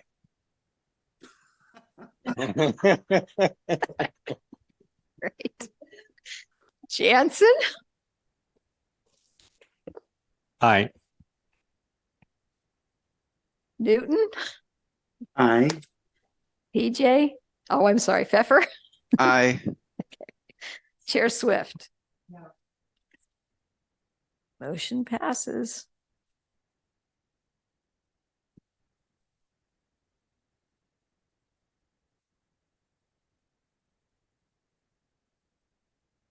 Question of my fellow commissioners, just because Commissioner Brett said he might not be here on the 21st. So can we get confirmation that everybody else is going to be here on the 21st? Because that also plays, wait a minute, that also plays into having the quorum we need to make a motion for these changes. I will be there actually in person live and I need a chair. I will be there. We'll see what we can do, Commissioner Newton. Yep, it's on my calendar. Staff's already on Mimi being here. We already know that. So 5 of us can be here, correct? Okay. All right. So does anybody have any comments on this tonight for staff? I have just regarding integrating the objective design standards. You know, I think part of the overarching purpose of these amendments is to streamline make more easier to interpret and read, and to that end, I actually think potentially including some more of the diagrams and graphics that were in that original ODS document might be helpful here to really graphically explain some of the concepts that particularly around massing, building heights, other things like that. So that might make this help us achieve the overall objective of streamlining, making it easier to interpret the code. Any other comments, questions on this for staff? Commissioner Newton? Thank you. Yes, I am interested in a couple of the issues that Mr. Egger raised, including the colors being removed from the, I think that's consideration and requiring approval. I think there was a color was crossed out, and I thought that might contradict what we had decided a year or so ago about being able to look at color in the downtown zone. So I wanted to look at that. And then the questions that were raised about the 150 to 150, 90 days to act on an application involving 150 units or less, I think was the standard 17026-060E. And where those numbers came from, I'd really love an explanation, given, the statements that we heard about how big the Victory Village is, how realistic those numbers are and whether they make sense. Madam Mayor, I can address that question if you would like me to now. Okay, we're not a mayor. There's no mayor. Well, I'd have to ask her for permission to answer your question, Commissioner. I apologize. She's the chair. The chair has to, because I'm interrupting you, and I don't mean to interrupt you, but if you wanted me to answer that, I could answer that tonight so that you don't have to stew on that for a week. Would you like me to? Go for it. Okay. Those actually come from state law, and it's the application. It just is basically the time in which the application's deemed complete, and you have to tell them if there's problems with your application. Those timeframes are actually established by state law. That's simply one of the areas that we're putting forth state law into our code and becoming consistent. While we may or may not ever reach those numbers, as far as that threshold of 151 units, it still is in state law, and it puts us at risk by not mirroring what state law requires. Great. I also think, staff, if you could, I'm sure Cindy would let you know, but the consistency in the definitions with the existing code, I think, is definitely significant. So, that obviously needs to be evaluated. Over. Anyone else? I just responding to the item of color. I understand where it comes from. The color is a matter of taste. That's not objective. So I completely understand that it gets removed from the code. It's not something we should be talking about. And we'll probably talk about that later, but that was also, I think, objective design standards apply in certain cases. They don't apply in everything that comes before us, theoretically, right? So they were for multi-dwelling projects. And what we had in the design code that we put in there was for the commercial area. So I guess then a question for staff would be, if we're looking at objective design standards and those are applicable to multi-unit projects, how does that impact our design review where we had put back in what was accidentally removed back in the day to have commercial buildings come before us with color changes. And I think that's, one of the things when you look at these administrative changes, we look at this from the standpoint that we have what we would call our regular applications that come before us, that this may, some of the changes that are in here may not really fit or be applicable in those situations. And we need to be aware of kind of being inclusive with our changes to what we see. But if you could address the color issue with the design review. I know you weren't here when we made that change, but Yeah, I think that would be good. Let me go back and research that a little bit more, and I'll talk to the attorneys and the consultant about how much flexibility we have in terms of color, because I think we have to be more sensitive to residential. I think we have less flexibility with residential when it comes to objective design standards. We probably have more ability on the commercial side, but we can kind of explore the limits of how far we can go and still be, because we could put standards in the code, but then if we can't enforce them because they can just be pushed over by a developer who doesn't like the findings, then they wouldn't serve a purpose. But so anyway, so we'll figure out where our limits are and come back to you next week. great. Because again, with my understanding with odds is it is for multi-unit dwellings. So separate from our commercial area, other it's than you most get applicable, into mixed development, but yeah. okay. Yeah. Anything else, Commissioner Jensen, at this point?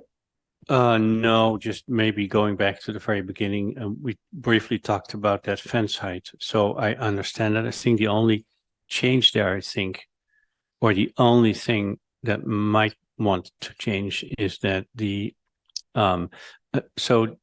does reference the minimum height where you would need it, the 42 inches, but that's only referenced under the subsection where it talks about a fence on top of a retaining wall. I think that wants to be its own subsection because it also applies when it is right next to a steep slope. We have public roads where it goes down really steep, and so you would need that same fence height. With that change, you would always be able to build a 42-inch high guardrail. Basically, that's what it is. But then being a fence, and I think there's quite a lot of small roads where that would apply to. Okay. And then it makes all sense together. And of course, the graphic has to change. We talked about it. Anything else? Not at this meeting, next meeting. Brett, anything for tonight? Nothing for tonight, thanks. Okay. Commissioner Bella, anything for tonight? Nope, all good. PJ, anything for tonight? No, I, want to let the staff off the hook for this evening. And you'll just put back on them next Thursday. Well, yeah, maybe on Monday, Tuesday via email, and then try and Okay. be light Thursday. Anything else, Commissioner Newton? No, thank you. Okay. And I will attempt to send you in writing stuff. All right.